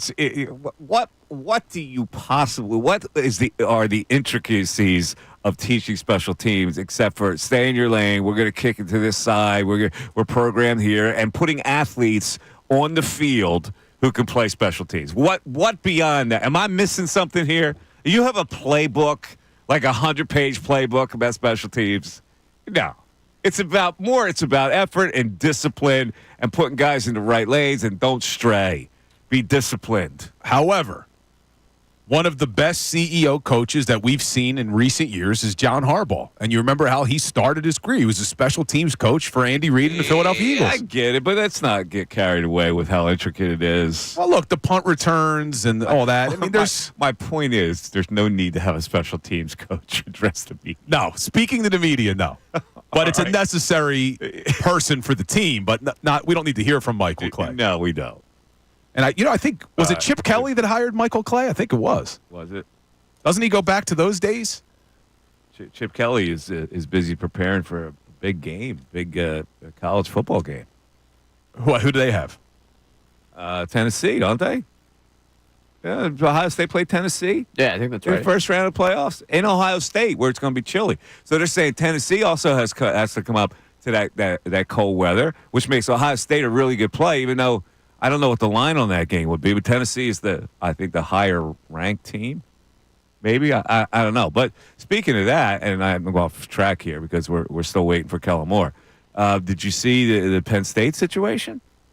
With the backup quarterback? They got the number one wide receiver in the transfer portal, the kid from USC. Oh, so now we like the transfer portal. Yesterday we didn't like it because you lost your backup quarterback, and now we're all for it? I didn't care about losing the backup quarterback. I care about the fact that Aller's coming back next year, and he's got a dynamic pro wide receiver. They're going to be monstrous next year. Oh, here we go. Already looking towards next year. If the two running backs come back, they got that guy in the portal. Right. Come on, don't play into this. They're saying Drew Aller coming back may make him the number one pick in the draft next year. And at the end, they play SMU, who are freezing their tushies off coming up to State College on Saturday. But if you're a college football player right now, with the NIL money being the way it is, why would you ever not come back? I mean, the whole reason that people would leave college early before was because you'd make your money in the NFL. But if you're making great money. I know. It's to be interesting to know how much Drew Aller is making because that's not public. Penn State's NIL, but a guy like that coming back, he must have made some kind of a deal to come back. In addition to him wanting to come back, they probably greased it for him to come back. Yeah, I would. If I was a college kid right now, I'm going to take advantage of my NIL money. I'll probably insure myself against injury. So God forbid you get hurt in college, you still get your payment based off of what you would have made. I think it's a no-brainer to come back. But what that's going to do is it's going to start changing the NFL draft. 7 rounds of players now, you're going to be really slim pickings in the 5th, 6th, and 7th rounds, even more than there used to be. But we'll see how it all plays out. I think the kid was smart because the quarterbacks are going to be ahead of him. But Deion's kid is going to be ahead of him. And who else? Who's the other monster quarterback that's going to be ahead of him? You know I don't follow colleges. I know. Well, I'll start looking at all these guys when the draft gets closer. You can give me the 5th line flyer, but I can't get like a college football answer out of you. Ray, who's the quarterback? Cam Ward from Cam Ward, the Miami. kid from Miami. That's it. Cam Ward. The Giants they're going to take him. But back to this whole portal. No, forget back to the portal. You hear the music? I hear it, but why can't they just move it until after the bowl games? Like, why? Why does it have to be December 28th is the deadline? Why? Because then there'd be a mad scramble to line up quarterbacks for your team. You're not giving the college team the access to the portal early enough to build your team. You're looking at it from a pro standpoint. You got to look at it from a college standpoint. Got to be enrolled in school. That's right. 610-632-0975 is how you climb into the show. We're going to hear from Kellen Moore after this. Fanatics Sports Update. Time to the top spot in the NFC. I'm Ray Dunn. This update is brought to you by the New Jersey Division of Highway Traffic Safety. Did you know that driving under the influence of marijuana is illegal? Drive high, get a DUI. A message from the New Jersey Division of Highway Traffic Safety. The Eagles are flying high right now, winning 10 in a row, sitting at 12-2 on the season. They're tied with the Lions and the Vikings for the top spot in the conference. The Eagles do need both those teams to lose at least one game, and the Birds need to win out to get that top seed. The win over the Steelers on Sunday showcased the passing game, and Jalen Hurts played potentially his best game of the season. Nick Sirianni met with the media on Monday, talked about his quarterback's performance. Jalen's extremely tough, physically, mentally, and again, I thought he played a fantastic game in many ways, was able to run for yards, threw the ball really well against a really good defense. Another week of good football from Jalen Hurts. Focus now turns to the Commanders. The Eagles go down there for the game on Sunday at 1 o'clock. Elsewhere, 76ers won 121-108 over the Hornets last night. 8th win of the season, 3rd against the Hornets. They'll be back in action against them Friday night. Maxey had 40. Paul George had 33 in the win. And they'll try and get a victory over the Hornets again on Friday night. I'm Ray Dunn, the home of the 76ers and the Flyers. 97.5 The Fanatic, 97.5thefanatic.com.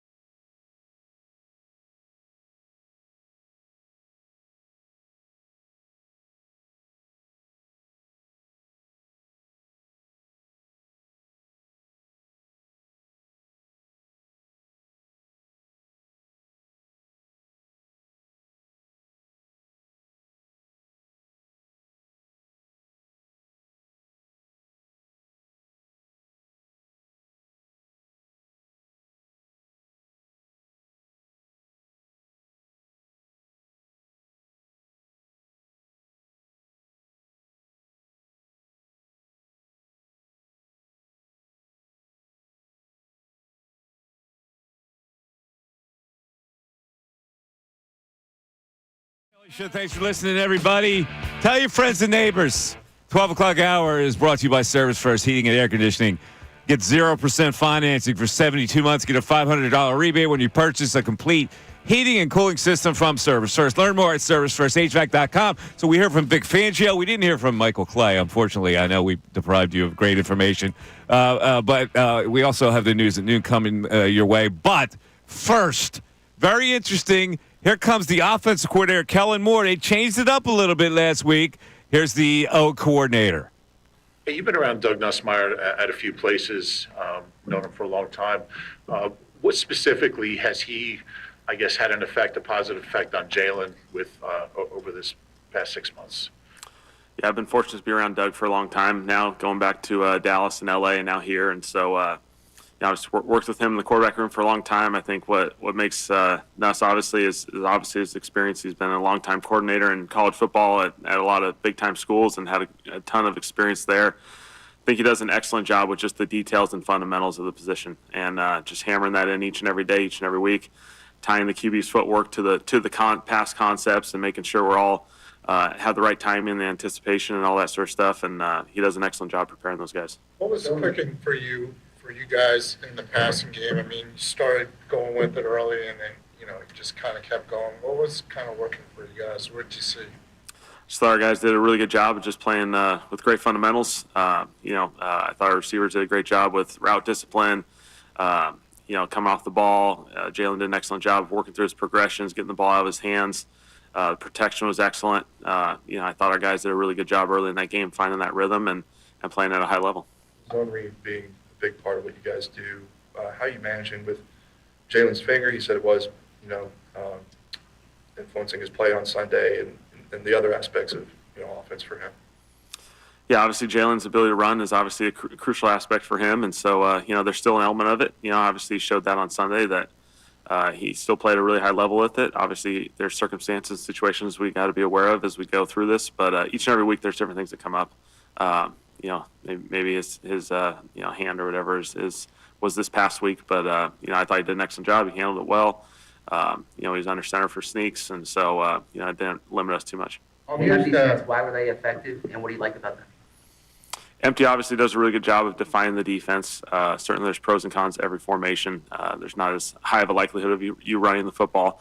Jalen does have the ability to run it, which helps us in the empty package. But I thought our guys just did a really good job spacing them out.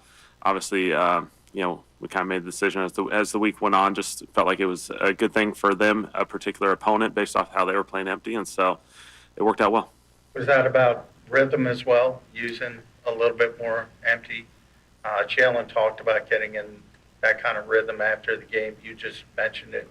Is that a part of that set, using that a little bit more? Certainly empty is, you get one more guy immediately out on a pass concept, so you're in 5 wide. And so obviously there's an element of the picture being a little bit more defined. And again, there's pros and cons to it. Some teams may stress you in empty and you don't want to use it as much. We felt like there were some positives going into that game, and obviously our guys did an excellent job. How much of a luxury is it, especially with those empty sets, to have Lane Johnson there being able to kind of handle one-on-one matchups and protection? Yeah, again, going back to, the protection aspect's the key aspect of this thing. The way we started, Lane and Jordan on the edges and the interior guys, I thought our protection was phenomenal. We had a couple goofy, in that two-minute drill stretch right before half, we kind of had a little lull there, but outside of that, those guys did a big-time job there. In terms of the passing game, Devontae Smith said afterward that it was just kind of a matter of time, took a game where y'all needed to do that. And Jalen talked about watering, certain parts of the grass. In between, games where you're more bent toward the run and the pass game's not there, how do you work that out in between the time to make sure certain parts of your offense don't atrophy? Yeah, I think that's a great question because each and every week takes its own path. And, fortunate for us, we've found a formula that's been fairly successful for a number of games over the course of the time. And obviously we're running the football, kind of playing in the play action world and playing third downs when we had to. And so, naturally we know every game's going to take a different course, and felt like this game, from the start, the passing game caught rhythm. They did an excellent job from a run game standpoint of, having that extra guy in the box. They're obviously really stout. They got premier players all over that front. And so it was going to be a challenge for us up front. And I thought our guys did an excellent job of, anticipating that, being prepared, and just executing at a really high level. And we know every game throughout the season there's different courses you got to take and different paths, and empty may be a big emphasis one week, and maybe the next week there's more challenges than are worth it. But each week we got to take a different path, and we got to lean into also what we do really well. And so there's a fun balancing act between those two. So that means sometimes in the middle of a week of practice where you may not be using a certain part of your passing game that you want to practice it. Yeah, certainly. Every week we follow a similar formula as far as how we prepare, how we the reps we have associated with the run game and the pass game. It's all very, very similar, and we understand that games sometimes lean one way or the other based off circumstances, but we want to prepare the right way each and every week. Both Devontae and AJ talked about, like, sometimes you have to have uncomfortable conversations to get things corrected. From your perspective, what are those conversations like, and what is this team, and how do they deal with it?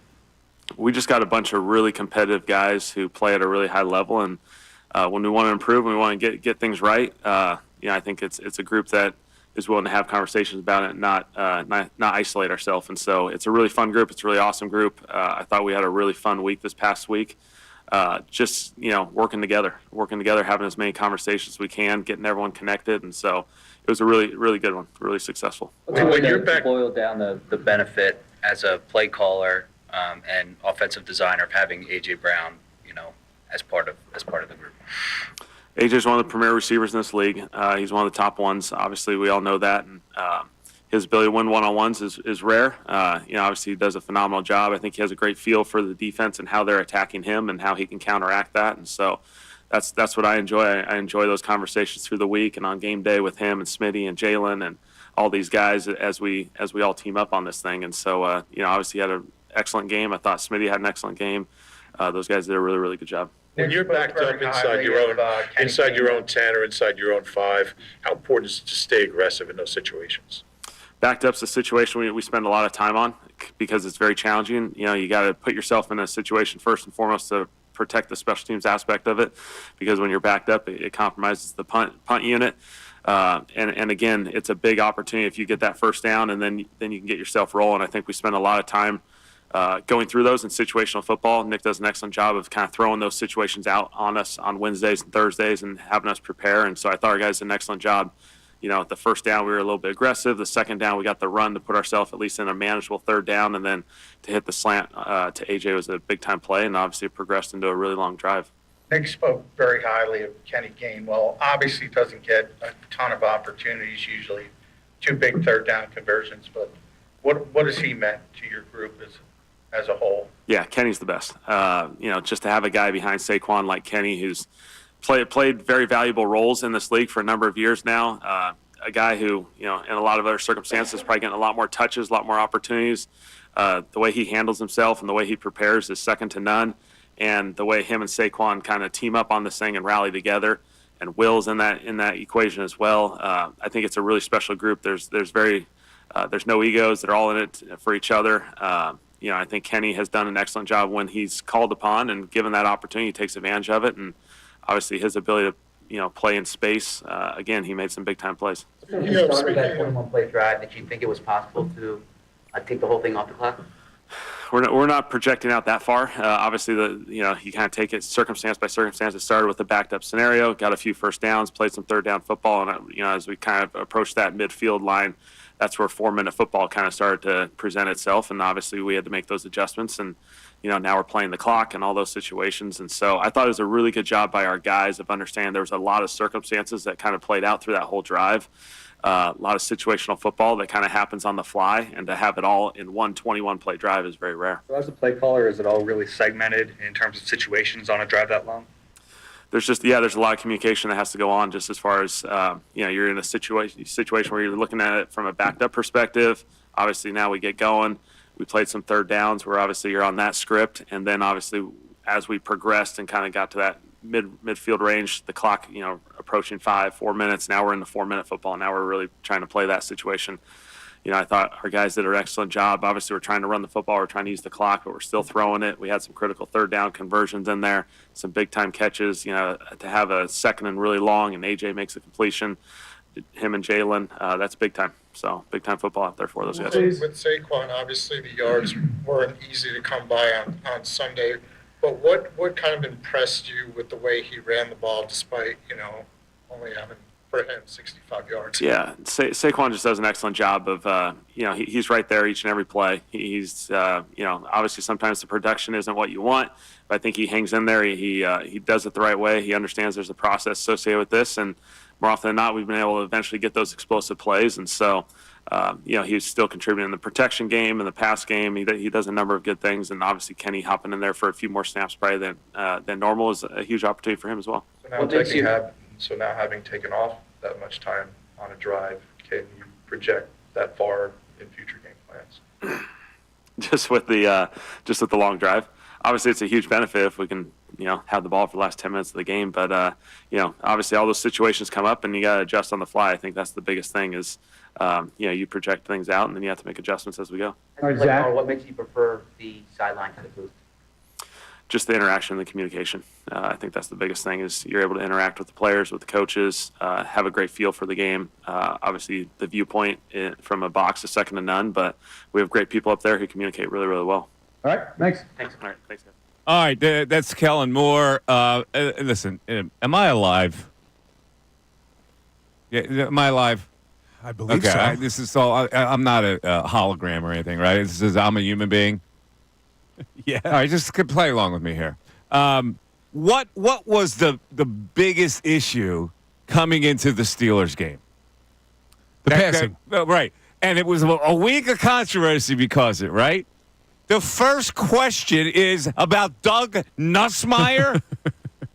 No, seriously, the first question is not. Last week, there was all this discussion about your passing game. How did you deal with that? What was discussed? What did you focus on? Did you focus on getting A.J. the ball? Where are these questions? Doug Nussmeier is the first question? A lot of softballs today. The frick is going on? I haven't ripped into the media in a really long time. I'm thinking, okay, well, the issue was self-evident, right? They did pass the ball. They changed it up.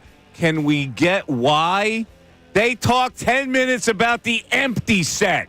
Is there a fan out there that gives a flip about the empty set? Am I alive? I don't get what the point of some of these questions are. I really don't. There was one issue to talk to the guy about. 610-632-0975. Oh, geez. Coming up's the news at noon. Can you feel it? The Eagles are back to being Super Bowl.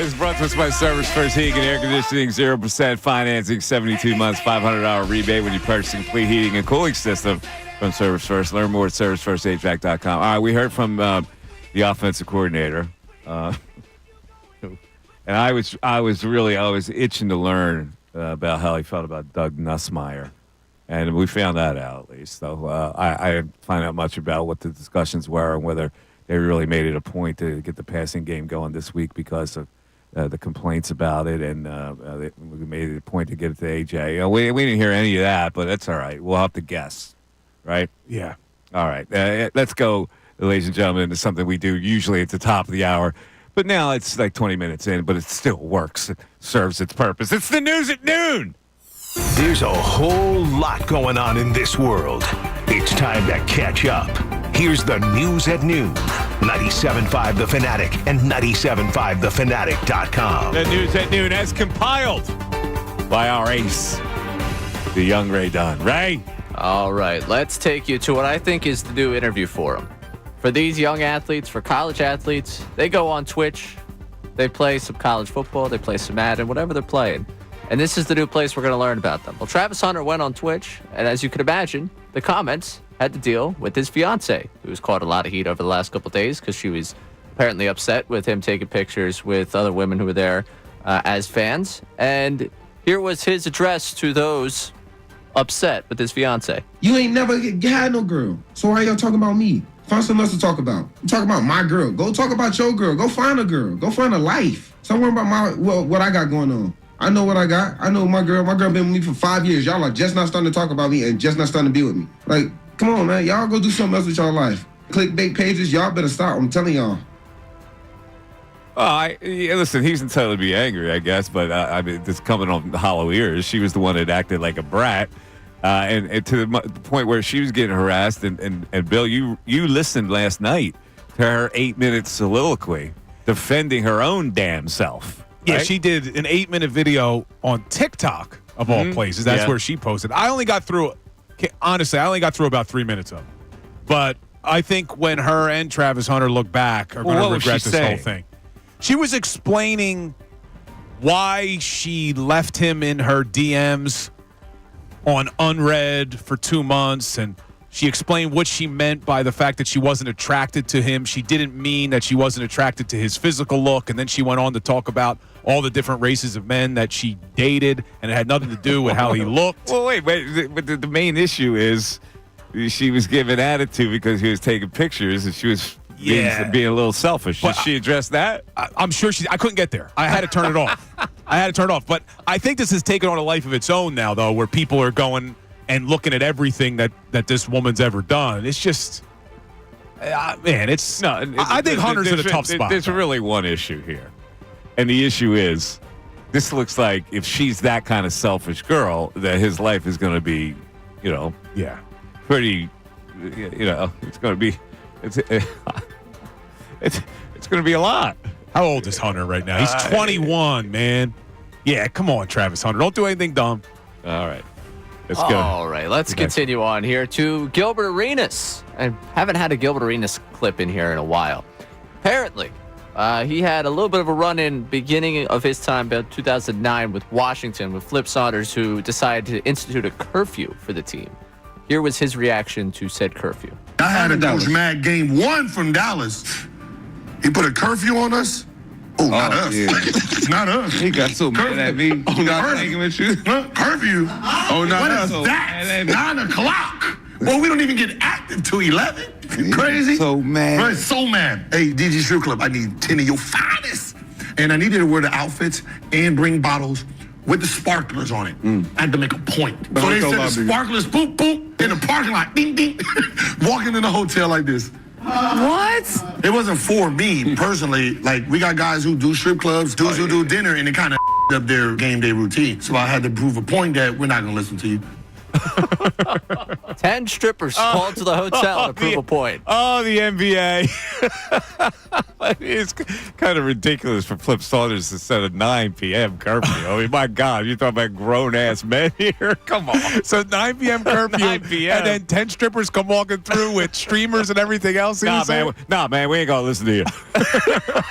This is before the player empowerment era of the NBA. Wait, how did they do that season? Do we know? Oh, Gilbert They Arenas won the is game against Dallas the next day. The original Renegade, Gilbert Arenas. That's great. All right, what's third? All right, let's keep it with the NBA. We got Podcast P. Oh, my favorite podcast. Yes, his Podcast guest. P sometimes stands for Podcast No P, as in not playing. Go ahead. He played last night. He did play last night. A big night. But we haven't even mentioned the Sixers. We're going to get into that in a little bit. But go ahead, Ray. All right, longtime NBA assistant Phil Handy joined the show. He and Paul George jumped into Handy's time with the 2018-19 Raptors and a recent conversation that happened on the 76ers flight between a member of that Raptors team and Joel Embiid. We was on a plane the other day, and I was talking to Big Fella, and Kyle's on the team as well. And so those two are going back and forth about that series. That's right. And Joel, like, man, that still hurts to this day. Joel is like, obviously we lost, but then to go on to see that Warriors team was banged up and injured, it was almost like, man, we would have got past Toronto. Like, that ship was ours. Kawhi may be mad at me for saying this, but he played injured that whole season. He thugged it out, man. He dominated the league that season. Philadelphia was the toughest series that we had in the playoffs. They could have easily been up 3-1, and that series would have been just tough series. Like Jimmy and Embiid, man, they were a problem. Ben Simmons was at the height of his game. It was a physical, tough series. It came down to that shot. He had Ben Simmons chasing him and Embiid in front of him. I just remember the arena going dark and it went quiet. And it just seemed like everybody just stopped breathing. And then it was just straight pandemonium. Yeah, it was straight pandemonium, all right. Yeah, and that began the disintegration. Jimmy Butler, I loved him. I loved Jimmy in his Sixers uniform. And that was the end. So to bring this kind of full circle to what we were talking about today, on whether or not it would be devastating if the Eagles don't go to the Super Bowl, this is why. Because when you have an opportunity, you got to take advantage of it because you don't know when there's going to be a better opportunity. Who would have thought, looking at the 2019 Sixers, that we would now be sitting here 5 years later without a championship, without a second-round exit, asking the question if they should just tank this season? Yeah, and we're going to talk about that in a few minutes. And we're also going to, I don't know, I think we need to play this because I always like to get under Bill's skin.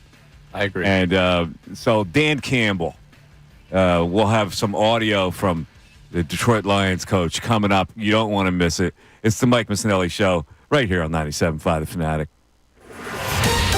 Fanatic Sports Update. Time for the top spot in the NFC. I'm Ray Dunn. This update is brought to you by Discover. Do you know what's accepted at 99% of places to take credit cards nationwide? If you guess Discover, you guess right based on the February 2024 Nielsen report. The Eagles are flying high right now, winning 10 in a row and sitting at 12-2, tied with the Lions and the Vikings for the top spot in the conference. Need both those teams lose at least one game, and the Birds need to win out to get that top seed. The victory over the Steelers on Sunday for the Birds showcased the passing game, and Jalen Hurts played potentially his best game of the season. Nick Sirianni met with media on Monday, talked about his quarterback's performance. Jalen's extremely tough, physically, mentally, and again, I thought he played a fantastic game in many ways, was able to run for yards, threw the ball really well against a really good defense. Another week of good football from Jalen Hurts. Looking for another week of good football this week against the Commanders. That game down in Landover on Sunday at 1 o'clock. Kickoff time for that one. Elsewhere, 76ers won 121-108 over the Hornets last night. 8th win of the season and the 3rd win against the Hornets.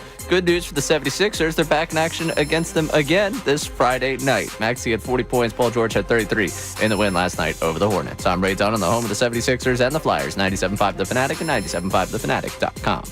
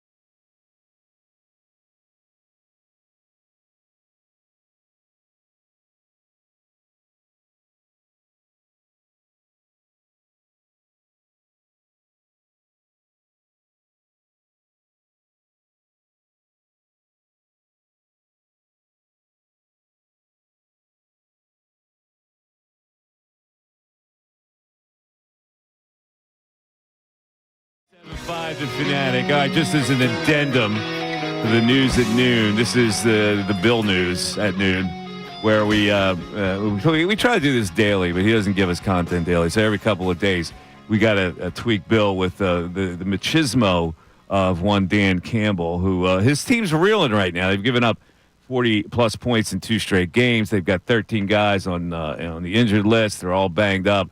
I think it depletes them as an NFC contender. It's a shame for the city of Detroit, but it is what it is.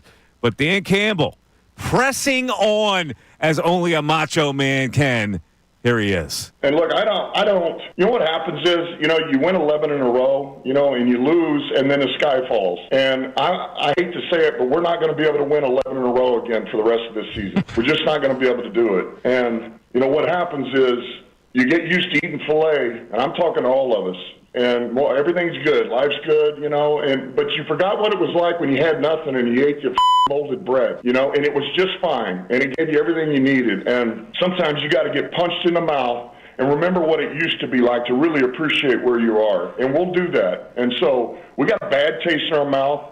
We got kicked around the other day. We lost a few guys, and you know what? It's exactly what we needed. This is exactly what we needed. So we're going to bounce back. We're going to respond. We got guys that are about to have an unbelievable opportunity here, and we will play the game any way needed to win. We still got a good offense. We got plenty of defensive players. I can go rattle them off right now. We're going to put the best 11 on the field. We're going to freaking cut it loose. We're going to play with our special teams. And I don't give a crap if we got to win by 1 point for the rest of the year. That's what we're going to do. And I'm going to be happy about it. We come out of the game with 50 yards of total offense and we win by 1, you're going to see smiles on my face. I promise you. All right? If it's the other way defensively, we give up 700 yards and we win by 1 point, you're going to see a smile from my ear to ear. All right? I can promise you. So we're going to find a way and we're going to get it done. Get it done. That's a leader, man. I'm following that man into battle. Bill, your thoughts.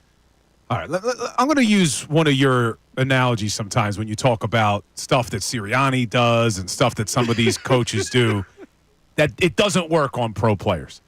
If he was talking to a midget football team or a high school football team, maybe this crap works. Can't say that word anymore. Come on, man. What'd I say? You said midget football team. Oh, isn't that, they don't call it that anymore? You can't. Pee-wee. Pee-wee football. What? You know what? You knew what I meant. You can't use that word anymore. I'm talking Bill. about kids. All right, but still you can't use the word. Go ahead. That's what it was called when I was a kid. But it's not anymore. You grew up. It's politically incorrect to use that word. Go ahead.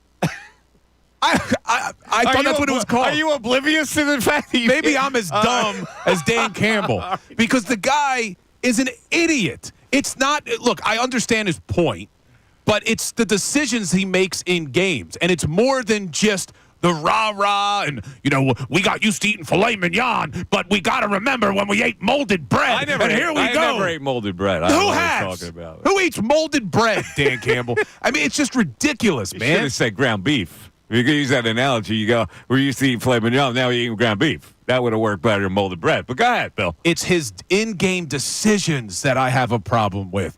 Like we like to talk about, what does Sirianni do? What the hell does Dan Campbell do? I was inspired. Ray, were you inspired? I think we have to open up this conversation about the best team in the NFC now. I mean, after that speech, I think the Lions are right back there. No, they're not. But I was inspired by the man. Yeah. With that. I know Bill wasn't. Bill was, he is a goof. Look, I do love the best thing you could say about his defense. I could give you names right now. I know the names of the guy on my guys. Yeah, we on got my plenty team. of guys. We got plenty of guys.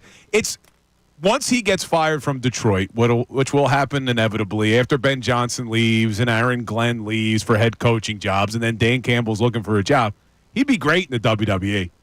He would be absolutely great in the WWE. I don't know. I know a lot of people out there say, I'm going to follow that man into battle. But all seriousness, that man is inspiring. You know that I have issues with Dan Campbell, but let's try to look at this, as Ray would say, objectively. That doesn't work on NFL players, man. That type of stuff doesn't work. He's not talking to the NFL players. He's talking to the media. He's saying, this is what we're going to do, blah, blah, blah, blah. This is not a rah-rah speech. He's just telling the media. No. He's an idiot. All right. It's not. It's the in-game decisions that are going to come back to haunt this guy. He's not an X and O guy. He would be a great high school football coach, or he should be the get-back guy. It doesn't matter because Detroit's done. So whether his method works or not is irrelevant to us. The Eagles are the best team in the United States. Now, let me move on because we have not talked about the 76ers all day. They won last night. Big game from Maxey at 40 and Podcast P chipping in with 33. They both played a lot of minutes last night, which I assume then Podcast P will sit out the next game. But let me move on to the big man.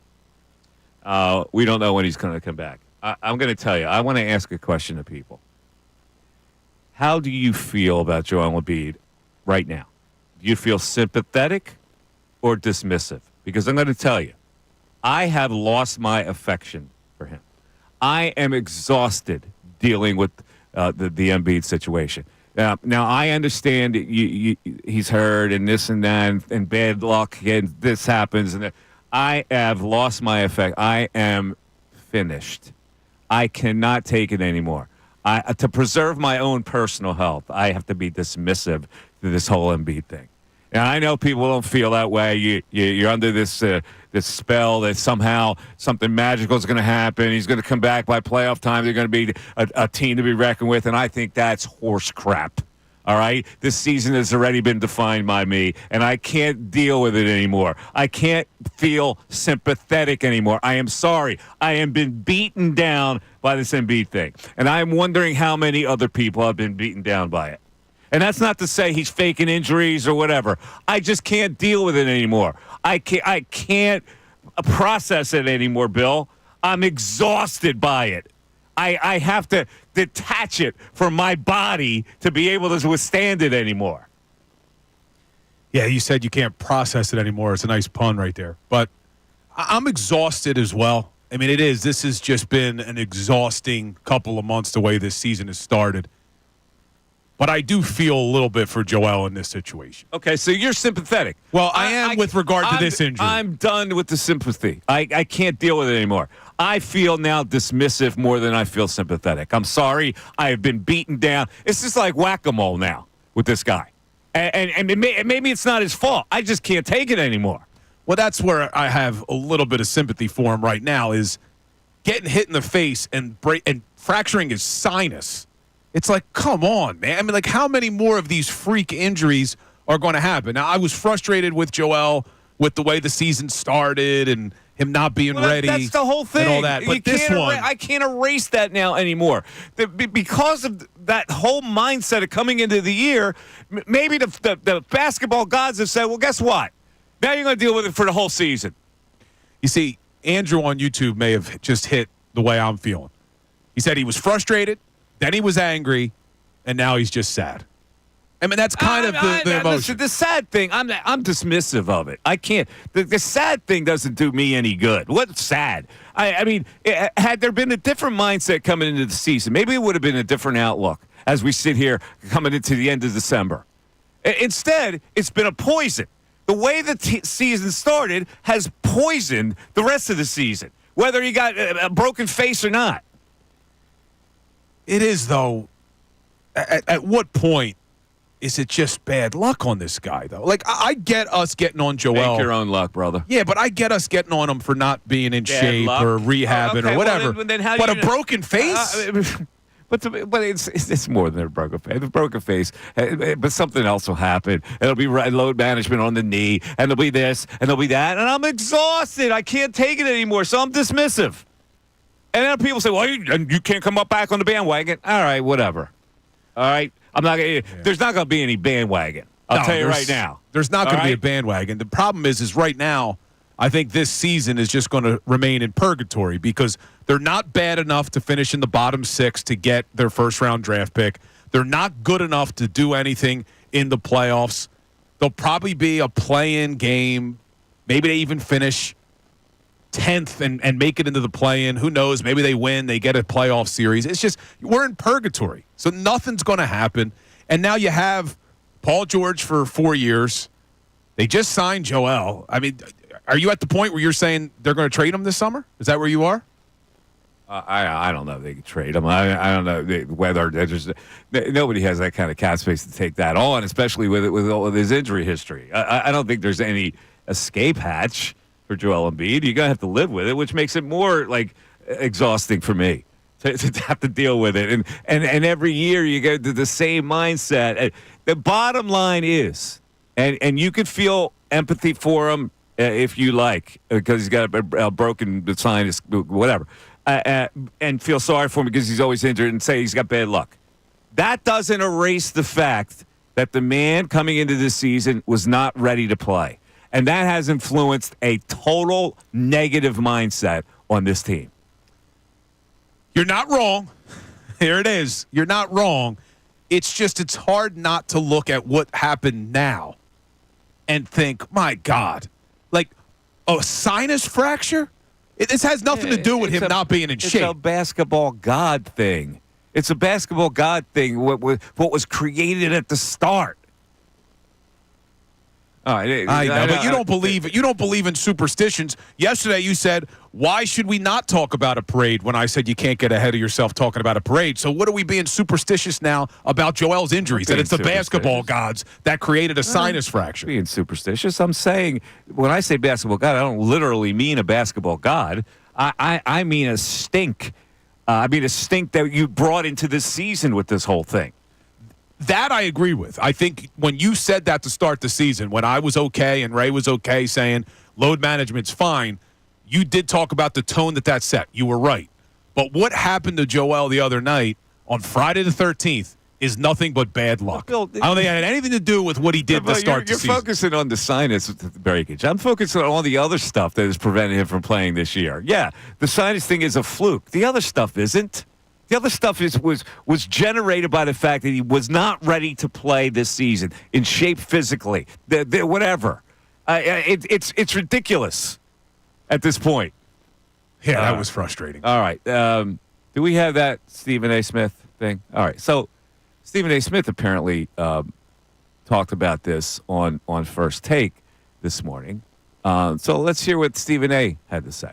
Let me say this affectionately to Joel. Still thinking about the squirrels. He's one of my favorite people in the NBA. Let me say this to Joel Embiid in all seriousness. My brother, you're about a tad bit away from being compared to Ben Simmons. It's starting to look that bad. Now, let me tell you something right now. You bring up the injuries and all of that stuff. I look at the disinterest on his face. And that was before it got cracked, okay? I look at the disinterest, the lack of enthusiasm, whatever. Now, we can talk about his injuries, and fair enough, Perk, right? But here's the problem. You were injured last year. You only played 39 games. In the playoffs, obviously, you got bounced in the first round by the New York Knicks. You didn't look that way in the Olympics. Looked pretty damn happy. Looked pretty damn happy playing in the Olympics, okay? And then inexplicably, you ain't ready to go come this season, all right? And I'm looking at that, and I got this list of injuries here, just so y'all know. Sinus fracture. Foot, knee, health protocols, back, hand, face, ankle, shoulder, calf, hip, elbow, ribs, injury management. That is why I was against your assertion to sit him down, because I'm going like this. He's always hurt. This brother will get hurt going to the bathroom. I got to use him when I got to use him, because I never know. Just because you don't play him don't mean he ain't going to show up hurt. Wow. Evidenced by him playing in the Olympics, looking just fine, and then 2 months later when the season starts, there's nothing. He's injured, and it's like, what the hell happened? All right. Well, it's similar to what I just said. So he kind of feels the same way about this whole thing. Yeah, but was he unfair? Yes, I think it's unfair to compare Joel Embiid to Ben Simmons, because Ben Simmons did not want to play basketball. And I know Stephen A. is saying, well, look at the disinterest on Joel's face. I don't think you can make the comparison of the Ben Simmons disaster to Joel Embiid. He was making it loosely. I get it. He said that he's a tad away from being Ben Simmons, so he was embellishing it by making that kind of a statement. I don't think he meant it literally. But as frustrated as we were to start this season with Joel, I think we do have to give him credit for battling back from the knee injury last year to come back for the playoffs. He could have very easily said, no, I'm shutting it down. He came back. He performed very well in that series against the Knicks. It wasn't because of Joel Embiid that they lost that series to the Knicks. He didn't have to do that. What does that have to do with this year? It has to do with comparing him to Ben Simmons. Because Ben Simmons would not have done that. Forget the literal comparison to Ben Simmons, because you know he said it loosely. What does that have to do with it this year? I think when you use I know you're saying to forget that, but when you start your point, Stephen A., comparing Joel Embiid to Ben Simmons, who is one of the biggest. All right, Bill. I mean, you can't do that. Bill. Let's forget about the Ben Simmons component and look at the other stuff that he said. You're not exhausted by this? I am. Are you dismissive or are you sympathetic? Are you more sympathetic than dismissive about Joel Embiid? See, it's hard for me not to separate the two. I was dismissive of him not being ready to start the season, dismissive of him not being in shape, and dismissive of the fact that they were continuously doing this load management thing, even though they were 10 games below 500. But I am sympathetic with the latest injury. It's hard not to be. And the other night, Joel looked pretty damn good. I mean, he looked like the Joel that we are used to seeing, who can dominate the league, who can score better than anybody in the NBA. But now this happens. So it's kind of hard for me not to separate them. Dismissive of the way the season started, sympathetic of him breaking his face. I just can't deal with it anymore. I cannot process the Embiid situation that happens every week. I just can't do it anymore. I think the ship has sailed now. I never would have thought that coming into this year. This year has told me that ship may have sailed. That this whole notion that you can win a championship with Embiid and you put other good players around him. How am I supposed to feel that way now? 610-632-0975 is how you get in. Let me know how you feel about this. And, of course, we'll get back to our Eagles conversation on the Eagles and the level of disappointment if they do not reach this year's Super Bowl. And we have good reason to suggest that they should. The Mike Missanelli Show continues on 97.5 The Fanatic. Fanatic Sports Update. Time to the top spot in the NFC. I'm Ray Dunn. This update is brought to you by PayPal. Get exclusive cashback offers in the app with the PayPal debit card. Stack 5% more in your chosen monthly category and up to $1,000 in purchases. Don't just pay. PayPal. Eagles flying high right now, win 10 in a row and sitting at 12-2. They're tied with the Lions and the Vikings for the top spot in the conference. Need both those teams lose at least one game and the Eagles need to win out to get that top seed. The victory over the Steelers on Sunday showcased the passing game, and Jalen Hurts played potentially his best game of the season. Nick Sirianni met with the media on Monday, talked about his quarterback's performance. Jalen's extremely tough, physically, mentally, and again, I thought he played a fantastic game in many ways, was able to run for yards, threw the ball really well against a really good defense. Another week of good football from Jalen Hurts. Looking for another week of good football when the Eagles face the Commanders on Sunday at 1 o'clock. Elsewhere, 76ers won 121-108 over the Hornets last night. 8th win of the season for the Sixers, the third time they've beaten the Hornets. Luckily for the Sixers, they'll be back in action against the Hornets on Friday night. Maxey had 40 last night. Paul George with 33 in the win over Charlotte. I'm Ray Dunn, the home of the 76ers and the Flyers. 97.5 The Fanatic and 97.5thefanatic.com.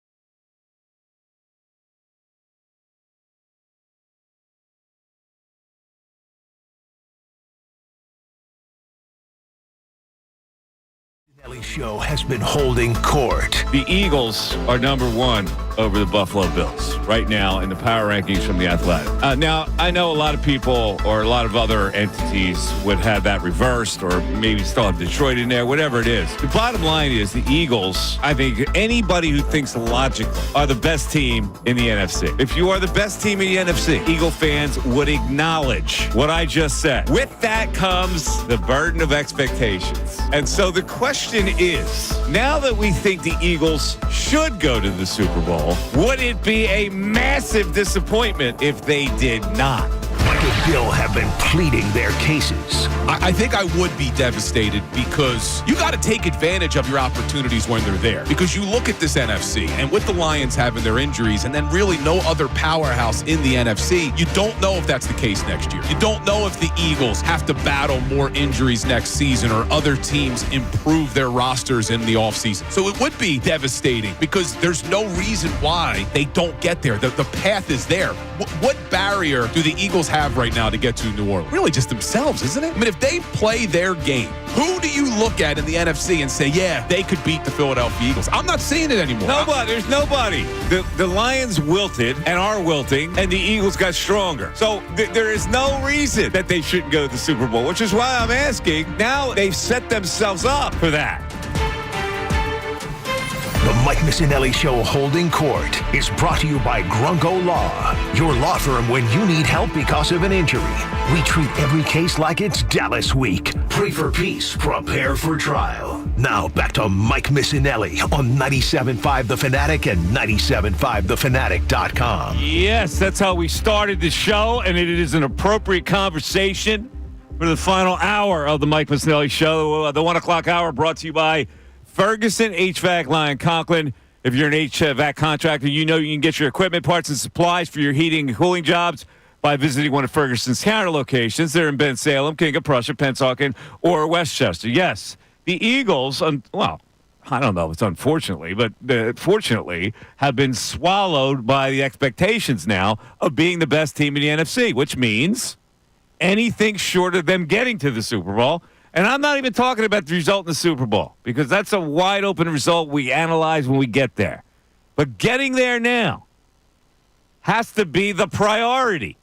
They should get there. They're the best team in the NFC East. If they lose the NFC championship game, no matter where it is, it would be, in my opinion, as devastating as when they lost in 2002.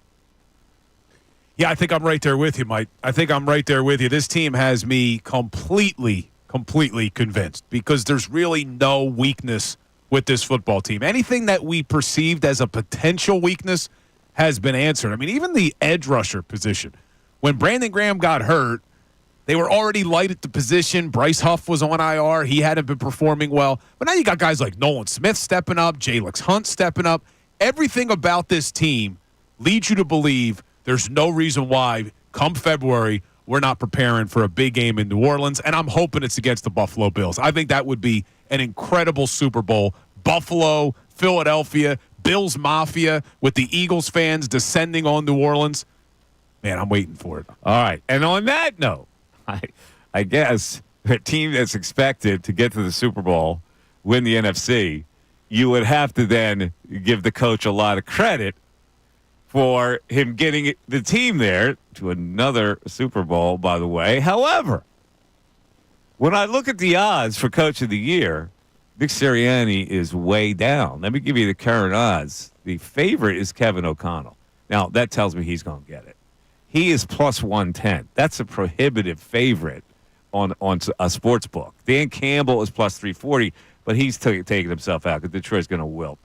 Sean Payton, come on. Dan Quinn, Mike Tomlin, Andy Reid, he's not going to get it. They're always good.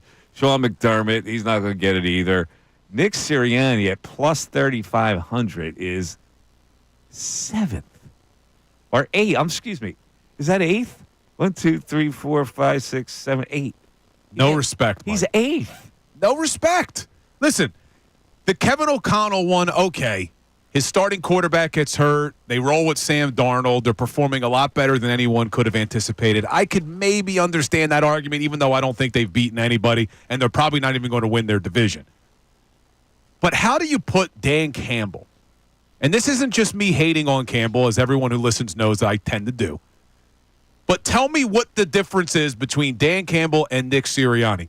Did the Detroit Lions not have expectations coming into this season? Did the Detroit Lions not go to the NFC Championship game last year? Did I miss all of that? Did the Detroit Lions not have one of the best offensive and defensive coordinators in the NFL? Did the Detroit Lions not have one of the best rosters in the NFL? Like, what are we talking about here that Dan Campbell has been a favorite for weeks? It's not just because they have this rash of injuries now. He has been a favorite for Coach of the Year for weeks. And Nick Sirianni, who came into this season with everybody wanting him fired, with people wanting him fired at the bye, with all the adversity they faced, and then last week with all that adversity and drama, whether it was team-created or not, come out and dominated the Pittsburgh Steelers and now are the favorites to go to the Super Bowl in the NFC. How is he not in the top conversation for Coach of the Year? Did I breathe at all just now? I'm not sure I did. You okay? Oh, you get so emotional when it comes to your cousin. It's unbelievable. All right, before we get back to the phones, let's go to the text board because we have some text on Embiid, what we talked about in the last hour. We have some text on the expectations. We have some text on the Coach of the Year. Ray, let's roll a few here. All right, let's start with the expectations here. Tony and East Norton. If the Eagles do not win the Super Bowl, it will be devastating. Lions are crumbling and the Birds surpass every other team in the NFC. It's not even close. To lose a second Super Bowl in 3 seasons would also be devastating to this fan base. I think they get it done this year, and we're partying on Broad Street. It's hard, listen, it's hard to win a Super Bowl, right? It's not hard. Well, it's less hard to get to the Super Bowl. Less hard to win the NFC if you're the best team.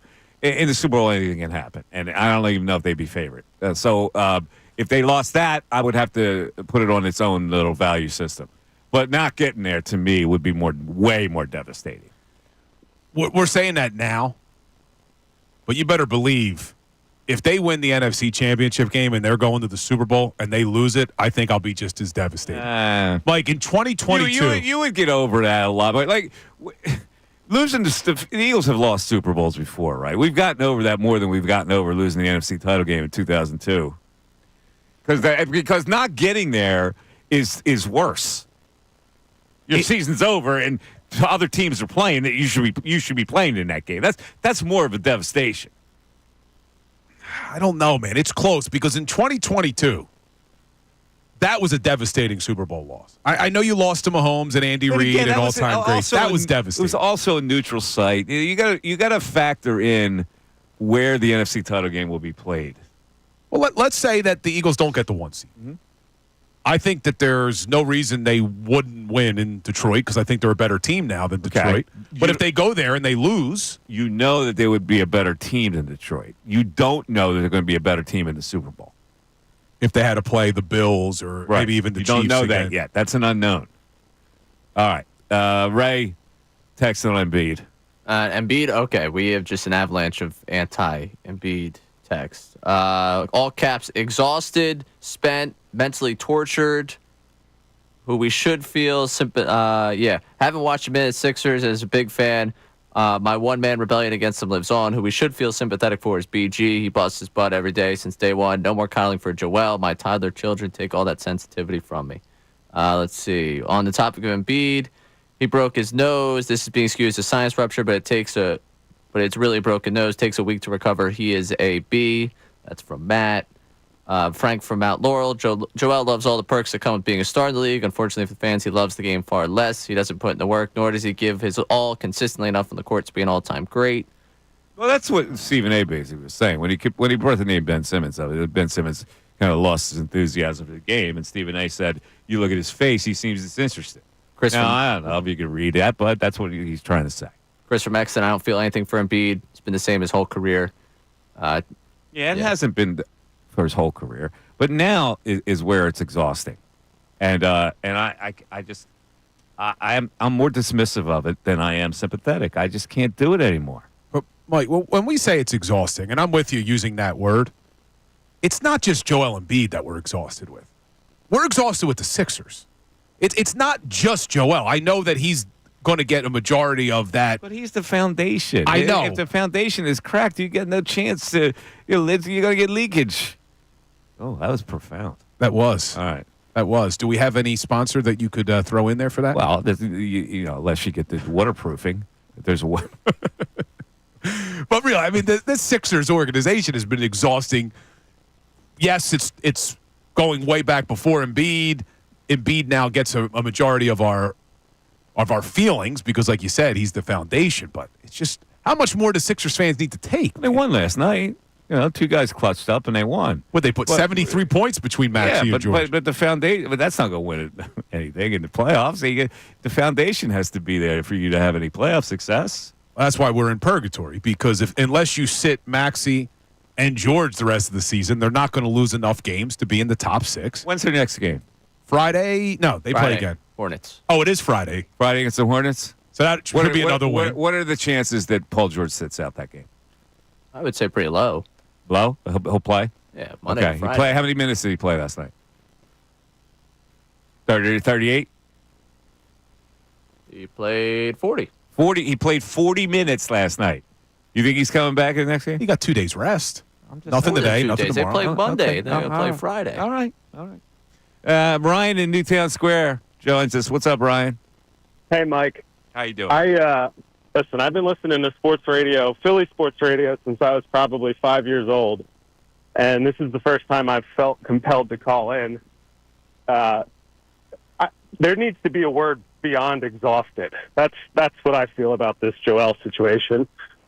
He took that injury because he didn't jump and go get the basketball. Well, listen, that could even if he jumped, it could have happened. A stray elbow could clip you, and that could happen. It's a freak injury. I get it. I'm not acknowledging that it's an injury he can't play with. It happened. I'm just saying this is just one in a series of things that has me beaten down to the point where I don't have any more enthusiasm that he could be the foundation of a winning team. Yeah, I mean, I agree. But to hear Bill say, I mean, the word sympathy being tossed around in this situation, if you go back and watch that clip, he barely leaves the ground. And you're not going to take an elbow to the nose when you're 7'2" if you jump and go get the ball. It's a heart problem. Yeah, but I don't know if you could look at that single play and say that Joel doesn't have heart because he didn't jump. And I mean, I think that's a little much, don't you? Yeah. One play. Well, I think it's not that play. It's the body of work. I mean, you look at the way he carries himself. It's just getting old. It's really, really getting old. Well, it is. It's old. It's old. And I'm trying to say, all this time they've been trying to salvage this process with him as the linchpin of a championship team. I now believe that it's over. I now believe that you cannot salvage it anymore. He's not going to get healthier. So, all this adornment of the Christmas tree, the Paul George, the Maxey, this guy, this match over here, this veteran over here, it's not going to happen. 610-632-0975. Mike Missanelli Show continues. Philadelphia 76ers basketball.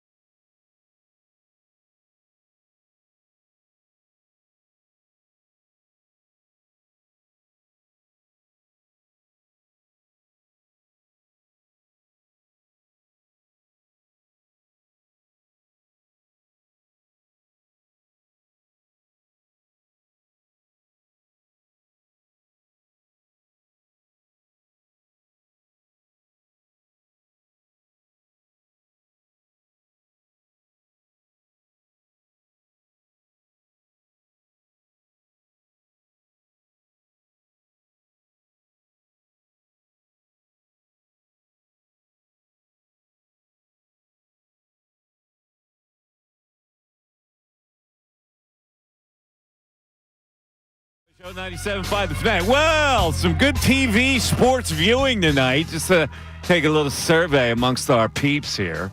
Let's start off with 6 o'clock. A little golf action.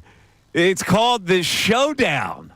And it features 2 PGA guys versus 2 LIV guys. You got the grudge match of Scotty Scheffler and Rory McIlroy versus the LIV guys of Bryson DeChambeau and Brooks Koepka, who are apparently now best buds. And this will take place in Las Vegas at Shadow Creek Golf Club, a beautiful course, 6 o'clock. Are you in, Bill? Well, I'll probably have to go back and watch it. I got some Christmas stuff to do tonight.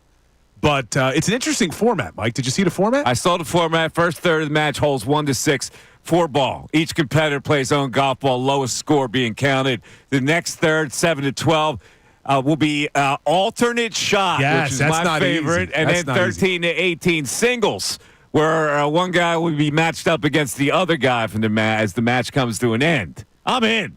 Well, I'll probably watch it, but I'll be delayed. But I'm going with the PGA guys. And of course, later on, the NBA Cup, the Emirates NBA Cup final, the Milwaukee Bucks versus the Oklahoma City Thunder. Are you in? 1,000% no. What? I could not care more. $500,000 to the winner. Could not care less each winner about the NBA Cup. I can't stand the NBA. I may not watch it out of protest. What? I hate the NBA Cup. What's wrong with you? I hate it. It's a great game, man, tonight. No. Not watching it. All right, how about you? It's a great game. I don't like the NBA Cup, but I'm going to watch because I want to see if Darvin Ham can do it again in the NBA Cup and get himself another NBA Cup title. Darvin Ham is an assistant. Right. Doc Rivers and the Milwaukee Bucks. They might as well name it the Darvin Ham Trophy at this point. Giannis is playing at a very high level, man. He really is right now. The Greek Freak. You got Shea Gilgeous. Whoa. Styling Shea. Doc Rivers, NBA Cup champion. There you go. Put that on the resume. That's right. You know who doesn't have an NBA Cup champion? Popovich. It's a good point. Here's the big question for Ray, though, because in between both those events is Villanova's Big East opener at the Finneran Pavilion tonight versus Seton Hall, where the surging Wildcats are a 7.5-point favorite. Ray, are you in? Probably. If I'm sitting in front of the TV, I'll probably watch. Ray is going to watch Villanova. I thought it was like very distasteful for a Temple guy to actually sit down and watch the Cats. Yeah, basketball. Do you root for the Cats when they're not playing Temple? No. Are you rooting for Seton Hall tonight, Ray? I don't think I would be sitting there like, let's go Pirates. I'm just going to be watching a good basketball game. It's Big 7.5, Bill. What do you think? Seton Hall, very spunky. Shaheen Holloway, the coach. V for Villanova. Actually, V for victory. I'll be honest with you. I'm more interested in the other Big East game tonight. St. John's and DePaul. Why? Because DePaul's off to the start of the season that they are. They're 8-2. And St. John's, there's always the storyline with Pitino. Come on, man. Come on. Yeah. St. John's and DePaul. Come on. Rick Pitino. Seton Hall's under 500. The Cats right down the street. Playing their Big East opener tonight. I know. It's all the way the other way from the city. Cats win. Cats win. Cats win. You know who Rick Pitino would vote for as NFL Coach of the Year? Nick Sirianni. Yeah. That's his right, buddy. man. That's right. That is his buddy. Anyway, there you go. You got starting at 6 o'clock. You can watch some golf and some ball. All right, we go back to the phones with Greg in Bethlehem. Greg, you're on 97.5 The Fanatic. Greg. Hey, guys. What's up, Greg? I'm thinking, the Eagles should at least get to the Super Bowl barring injuries. I mean, they just have a tremendous squad on both sides of the ball, and hopefully Elliott has, reestablished his confidence, and because that's important. But I just don't see anybody else just in the same caliber. Greg, you're very measured today in your words. Very measured. Well, You're very yeah, slow delivery today for Greg. I apologize. That's all right. You feeling all right? Yeah, I'm good. I Okay. just was trying to figure out. I mean, I have to admit I haven't a beer or two, so that's in the midday. Yeah, what time did you start? Day drink? What's going on with you? I know. Hey, Greg's a little woozy. I can say. before you cut me off, What beer do you drink in Bethlehem, Greg?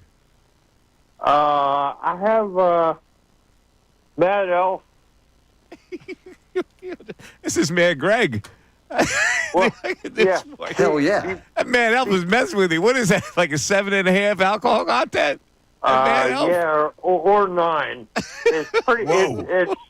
It's pretty substantial. Fortunately, I don't have much going on. But before you zip me, are you planning to go to the Penn State game this weekend? No. Do you have any interest? No, I have no interest. I have no interest in sitting in that kind of weather. Sorry. Okay. It's too cold for me, man. A couple Mad Elves will cure that, though. But Greg coming hard with Mad Elf and day drink. Yeah, he was slurring a little bit. Man, slurring a little bit. Whatever you want to do with your day, Greg. He's pounding Mad Elves in the middle of the day. Just the season, man. What's going on? Happy holidays. Man, I'm the one that needs to pound Mad Elves sitting with you every day. My God. What is the Mad Elf alcohol content? He said it's like 9%. Let me check. Man, ooh, 11%. Oh my God! Oh God! He doesn't even know what he's doing to himself. And he admitted to at least having 2 of those. You know, it's probably more. Oh my! Look at my man's going American Strong Ale, Belgian Strong Dark Ale, 12% alcohol content. Oh my God! But yet he responded quicker than Ish did when you went to him. So I don't know what's going on with our callers today. Oh man, 610-632-0975. Never had a Mad Elf, have you? No, I'm not really not a beer man. Beer guy. No, what do you drink? In the winter, I like bourbon. In the summer, I like vodka. I had a nice Negroni last night prior to the meal, and then a nice, beautiful glass of like $150 cab, and then a nice $14 train ride with that nice $73 bone-in. Yeah. And he's complaining about the $7 train. That's the thing about me. The little things bug me. Like $14 to get in and out for 3 stops at a train seems overly prohibitive to me. Yeah, so now going back for people who are just tuned in, Mike took the train in to Center City to go to dinner. I thought it was $7 round trip. Ray, I didn't realize it was $7 each way. $7 each way. I need a SEPTA official. Yeah, 14's a lot. It should be less if you take less stops. And you're on it for 12 stops. I can see paying full price. Should be prorated. Show continues after this.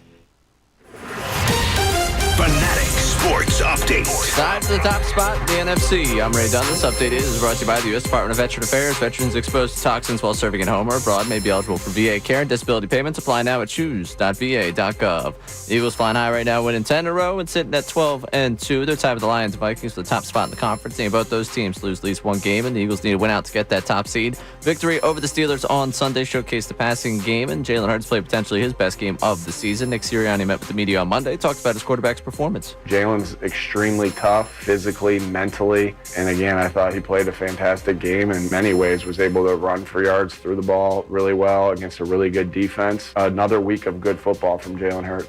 Looking for another good week of football when the Eagles play the Commanders on Sunday at 1 o'clock. Elsewhere, 76ers won 121-108 over the Hornets last night. It's the 8th win of the season for the Sixers. They're third against the Hornets. Unlucky for the 76ers, they're back in action against that Charlotte team Friday night. Maxey had 40, Paul George had 33 in the win last night. I'm Ray Dunn in the home, the 76ers and the Flyers. 97.5 The Fanatic and 97.5thefanatic.com.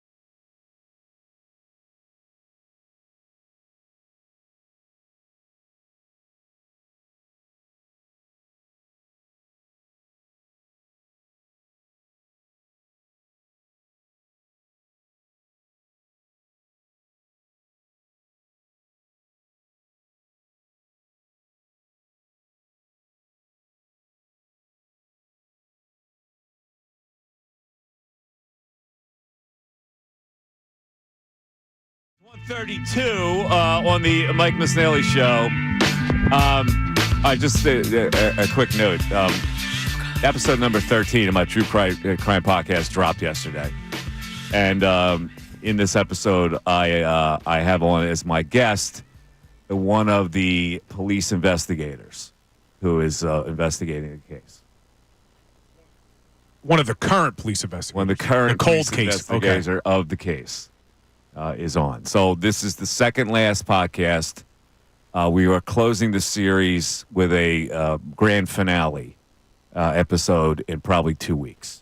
Any update on when the DNA will return? Well, that is discussed. That is discussed in the latest episode. Okay. The DNA component is discussed in the latest episode. Now, the reason why I'm bringing this up is because I watched this John Benet Ramsey documentary. I learned a lot of interesting stuff in that documentary, and there were some really good suspects. In fact, one had details of how he committed the crime. When they checked the DNA, it was not a match for that guy. So they still don't have a DNA match in the John Benet Ramsey case. It's been pointed out to me that there might not even be a DNA match in this case that I'm doing. So I don't know what to be prepared for here. Most likely, they will get a DNA match, and we will at last, after 62 years, find out who the killer was of the 9-year-old girl, Callaway and Doherty. Yeah, I'm hoping that DNA comes back, man. I really am. And the John Benet Ramsey thing, I went to put that on, and my wife said something to me that I had never heard before. Maybe Ray did. Did you see this online conspiracy that John Benet Ramsey is actually Katy Perry? Did you see that? Well, if you watch this documentary, there's so many ridiculous things that popped up. It says and the fact that the parents were accused all these years, and there are people who still think it was. I think if you watch this documentary, you'll see how ridiculous that was. That there was no way it could have been the parents? Yes. Man, that's terrible. Like, it's hard enough, God forbid, having to lose a child and then to be accused of it. Yeah. All right. Let's get back to the phones. We've got Sean in Illinois. Sean, you're on 97.5 The Fanatic. Sean. Hey, what's up, guys? What's up, Sean? I didn't see the show yesterday, so I just want to make sure that Sirianni Love got played yesterday. Oh, you know it. Guess what, Sean? Guess what? What? Even Mikey Miss joined in. Background. You're going to have to go to the Instagram. Yeah. You can go to the Fanatics. You can go to mine, and you hear Mikey Miss. Little Hall and Oates action. Yep. I love it. I love it. You know, I'm listening to you guys today. I'm thinking about the whole season and what we've been through, and I was just kind of doing a little recap, and I was like, man, Bryce Huff, remember when he sucked? And he's done, and Jalen Hurts sucked, and Jake Elliott sucked, and then Saquon ran the ball too much, and then he didn't run it enough, and then we have team dissension, and Sirianni went after the fans in the crowd, and guess what? We got 10 in a row, and we're rolling, baby. It is amazing how things changed, isn't it? It is. It is. We're rolling. And, we are rolling. Let me just read you a couple headlines today. All right, I got 3 stories in front of me. One, Philly Voice, giving Nick Sirianni credit for the Eagles' historic winning streak. Other, Super Bowl Nation, SB Nation. Okay, I'll admit it. I was wrong about Nick Sirianni. There's another one, Albert Breer, Week 15 takeaway. How Nick Sirianni guided the Eagles through a bumpy week. Look at this. I love it. I love it. We might even have to do it again today. Ray, what do you think, Ray? With Sean on the air, there we go. That's Sean, you take it away, Sean. You know the words. Nah, this is you, Bill. Come on, Bill. Here we go, Bill. Give it to him. It's only reserved for Victory Mondays, Mike. Oh, man. We can't overdo it. He's refusing to do it. We can't overdo it. Oh, my God. Look at that, Sean. He would not do it on request. That's a violation. Are built for playoff football. We're built for cold weather football. Let's get that number 1 seed. It's not out of line yet. All right, buddy. You got it. The number 1 seed. There he is. You go chair from Illinois. Now, Sean has been consistent from day one. He's been a Sirianni supporter from day one. He has been all in on this team. I got to give Sean credit. But no, I can't do Sirianni love on any day but a victory day. Really? It's got to be Victory Monday. I didn't know that. Then I think that's actually good that you can serve it.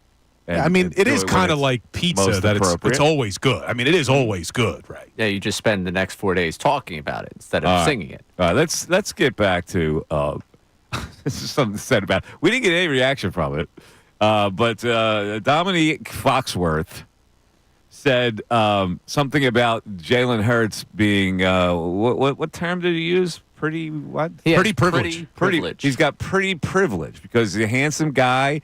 He showed up with the Kangol. He had the really nice diamond chain on. Well, that was sweet, man. I get that for Christmas. I think my daughter should buy me that. It probably only costs about $300,000. Well, no, you go with the up. lab grown diamonds now that they're pushing. It's a lot cheaper. No, Mikey Miss don't do lab. I know. Lab grown. Mikey Miss don't do farm raised fish either. Oh, really? All wild caught salmon for Mikey Miss, straight from the Pacific. But they pushed when I Mikey bought. Miss don't do farm stuff. When I went and bought my wife the engagement ring, they were pushing those lab growns. It's crazy how much cheaper they are. Yeah, but I couldn't do it. But there are a lot of people who do. Not judging. A lot of people do and don't reveal it.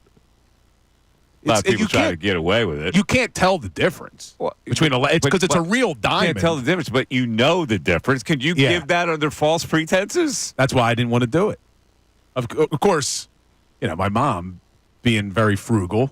That's how my family was. What do you mean? Well, it's a lot cheaper. All right, suppose you do that, and the wife goes, "I just want to check this out," and then she finds out that it's a lab grown diamond.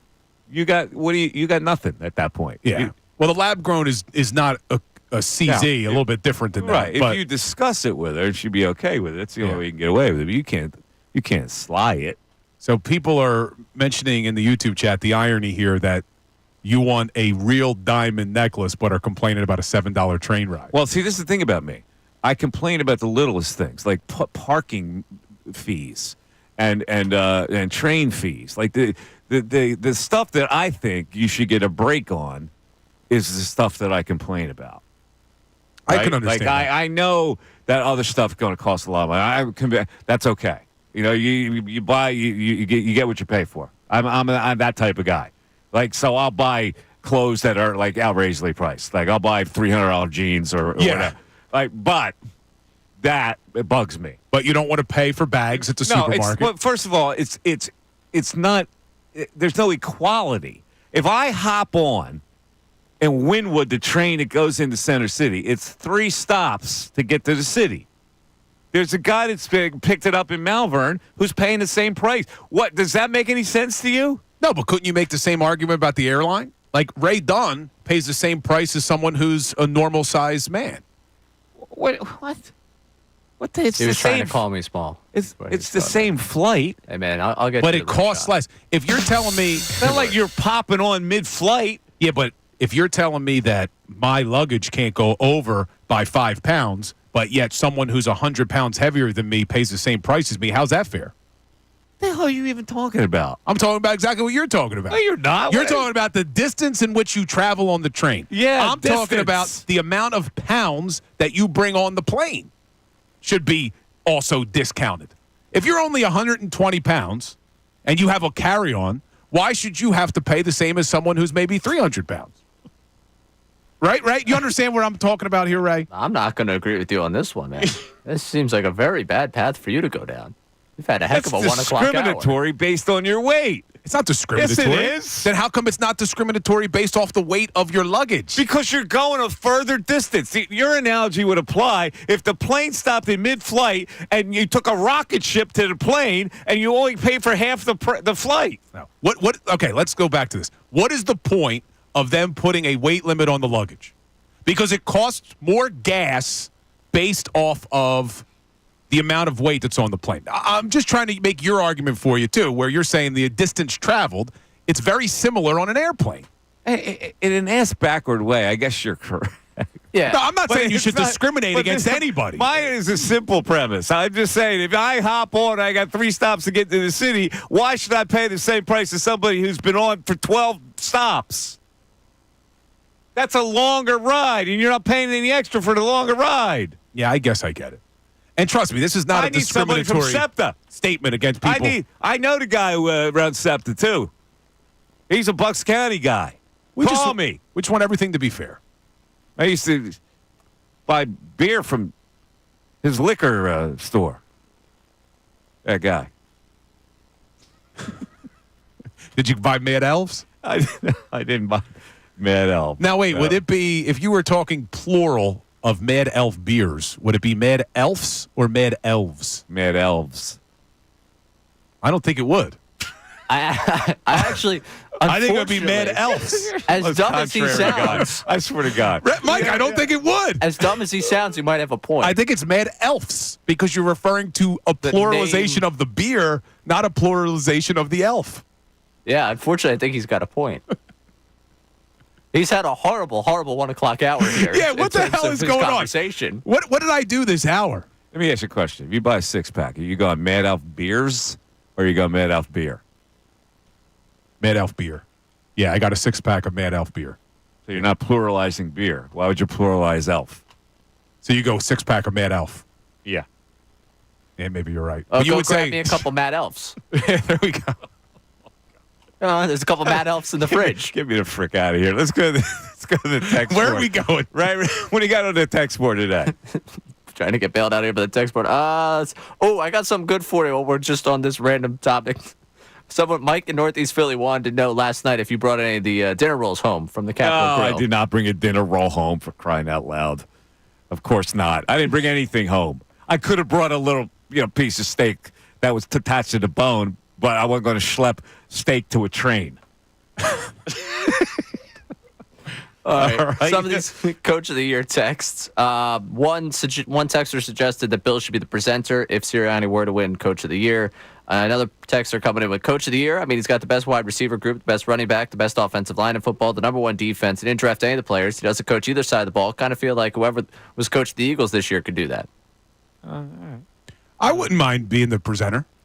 I think I could do a nice There's speech. already a photo of you. It's Photoshop. A lot of people think it's not. Oh, of me with Nick? You and Nick with him on his arm around you. You're wearing a camo Eagle sweatshirt. Yeah, I wonder whose body it is that they put my head on. I know, but it looks pretty good. All right, let's get to the Dominique Foxworth. This is a hot take, obviously. But I think he's making a point here about one game. One game, are you going to get pretty? All right, here's what he had to say. Jalen Hurts is benefiting from pretty privilege. Because he got up on that the press conference after the game, and he acted like he was Josh Allen. Look at this man with his cane gold, looking like Nino Brown. New Jack City, baby. I'm my brother's keeper. Yes, I am. With $3,000 million trillion worth of diamonds on his neck, and he acted like he just went for 400 yards for 3 weeks in a row. Man, you had one good week passing, and everyone forgets it when he started batting his eyes at you. I could see Graziano in the meeting got all uncomfortable. Was like, I think he's the best quarterback in the league. Yeah. Batting his eyes at you. I like the Nino Brown reference. That is pretty good, man. Ray, you know who played Nino Brown? Come on. No, he doesn't know. Wesley Snipes. But who played? All right, what was Chris Rock's character's name? He was the drug addict, and I can't remember his name now. Oh, man. I don't remember. I know he was the drug addict. He was good in that, too. Pookie, that's right. And who were the 2 detectives? Actors. No, that wasn't Ice-T. I don't remember. Mario Van Peebles and Lawrence Fishburne. Judd Nelson. Yeah, I don't remember it. I haven't seen that movie in a long time, man. Oh, that's a great movie. But I think, back to Foxworth's audio, I think he's joking around, though. I think it was like tongue-in-cheek, because I went and watched a little bit more of it. I don't know if he actually meant that. Well, he said pretty privilege. I can't argue with it. All right. One last text on the Coach of the Year, Ray. Let's see what we got on Nick Sirianni or on the Eagles winning the whole thing. We'll end it with that, and then we'll get into our closing arguments. Sirianni is not being taken seriously because he was in charge of last year's collapse, was demoted, and had responsibilities taken from him. Not responsible, Bill. What do you think? Again, if you're going to put Dan Campbell... Not giving him credit. If you're going to put Dan Campbell in the conversation, who literally has the same level of responsibility on game days that Sirianni does, it's Doesn't make sense to me. You can't have one without the other. It's time, Ray, for closing arguments. Now, closing arguments on the Mike Missanelli Show. Brought to you by Lowenthal and Abrams Injury Attorneys. Injured in an accident, call 800-876-LAWYER or visit LowenthalAbrams.com. Ladies and gentlemen, this is an A-B conversation, and you can see your way out of it. Here's the deal. The Philadelphia Eagles are the best team in the NFC. Therefore, they should win the NFC. No matter where the game is, whether they get the number one seed or not, whether you have to go to Detroit, whether you have to go to Minnesota, doesn't matter. You should be able to win that game. After I've seen what I've seen, you now have to get to the Super Bowl. The expectations have been cranked up that high, and anything less would be a colossal disappointment that I would put right in the annals of sports disappointments in Philadelphia. I didn't cause it. You caused it by playing great. You caused it by establishing yourself as the best team in the NFC. So now you got to get to the Super Bowl. Now, I'm not saying you have to win the Super Bowl. I'll cross that bridge when I get to it. But you're damn sure now, if you're the best team in the NFC, need to get to the Super Bowl. And anything less, going to be hell to pay. Billy?